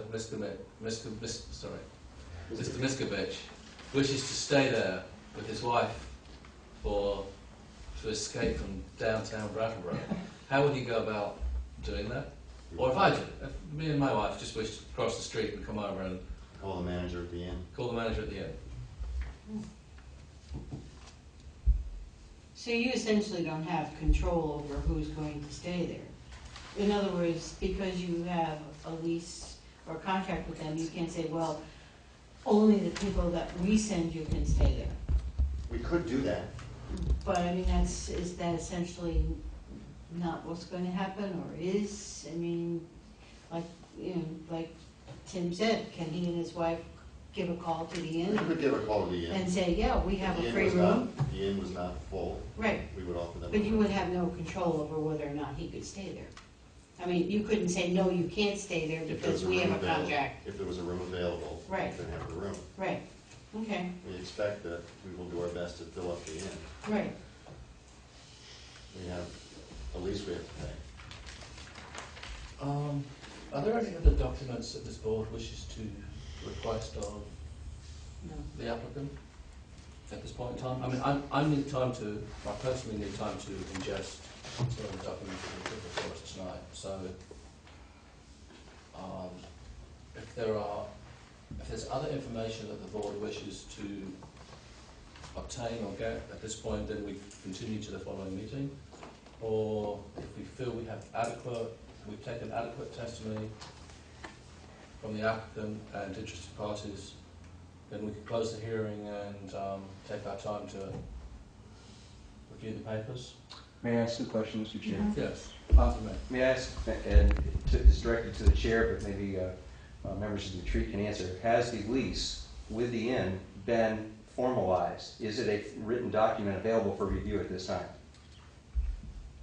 I think I'll answer it. The boss's attorney wishes to know whether a lease has been struck between the... We've not finalized or signed. Not finalised, I think. I suspect that it's dependent... I'm not sure how that's relevant. No, I don't know that it's relevant, but I suspect that would be conditional on getting permission from this board anyway to operate.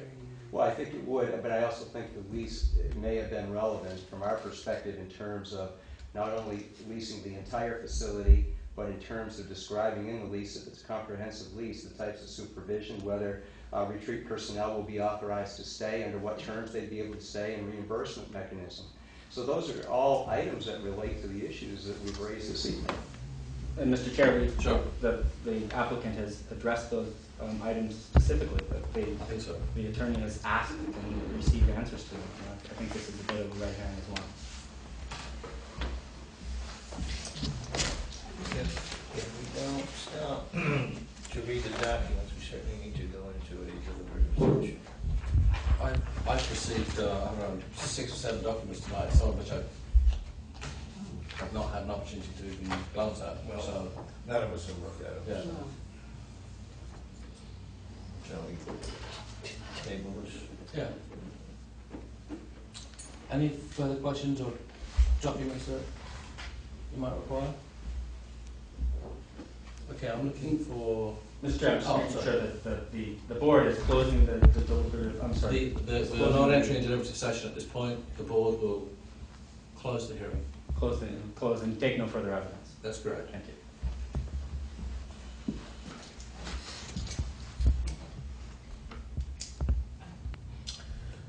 think we should table it. Are we sure then that do we know that we don't need any more evidence?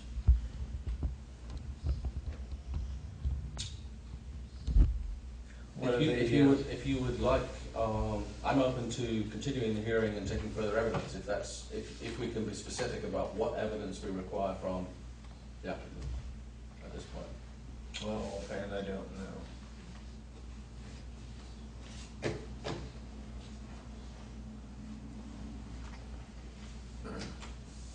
Would you like more details of the program? Would you like more? I mean, we have been given some. We've been given some. I mean, in terms of the core change of use from bed and breakfast to inn, I think I have received adequate documentation to consider that change of use. Mm-hmm. Yes, but I'm not clear in my mind about the issue of whether it can be an inn or whether it has to be a therapeutic residence. Well, if it's a therapeutic residence, then we would, if you determine that it's a therapeutic residence, you would deny their request, because a therapeutic residence is not even permitted, it's not even conditional in the district. Then it Chairman, seems pretty I move we critical. adjourn temporarily for a deliberative session. Second that? I'll second it. Those in favour? We're going to enter the deliberative session. We'll be back in a moment. May reconvene the Development Review Board hearing of May 7th at 10:45, I guess. As is traditional or practice of the board, after returning from a deliberative session, we give some synopsis of what's discussed in the session. We talked about at length the definitions of inn. We talked about at length the definitions of therapeutic facility, and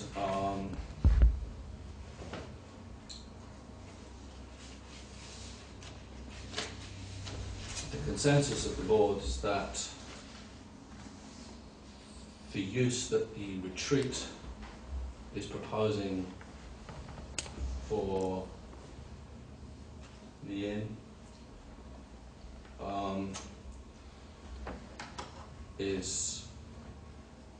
matches well the definition of inn as defined in the Brattleboro zoning guide or zoning descriptions, and it is our concern that in our decision that we stipulate that there will be unquestionably no individualised treatment of any type provided to guests of the inn. Testimony that we took or heard earlier about that location, all right, thank you. Testimony that we took earlier stated that we had, for the past 90 days or 3 months, and prior to that, an unknown period of time, been taking guests from the retreat and presumably from other institutions too, led us to believe that there currently was no treatment, but we will stipulate that there shall be no individualised treatment provided in that facility in the future. So, with that in mind, I'm looking for a motion to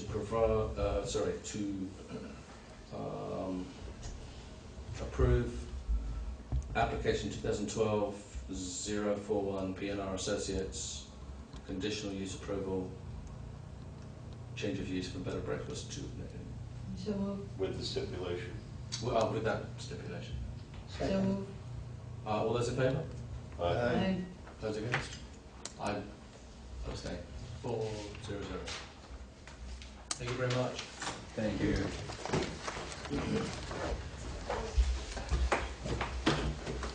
Looking for a motion to enter deliberative session to discuss the carousel application.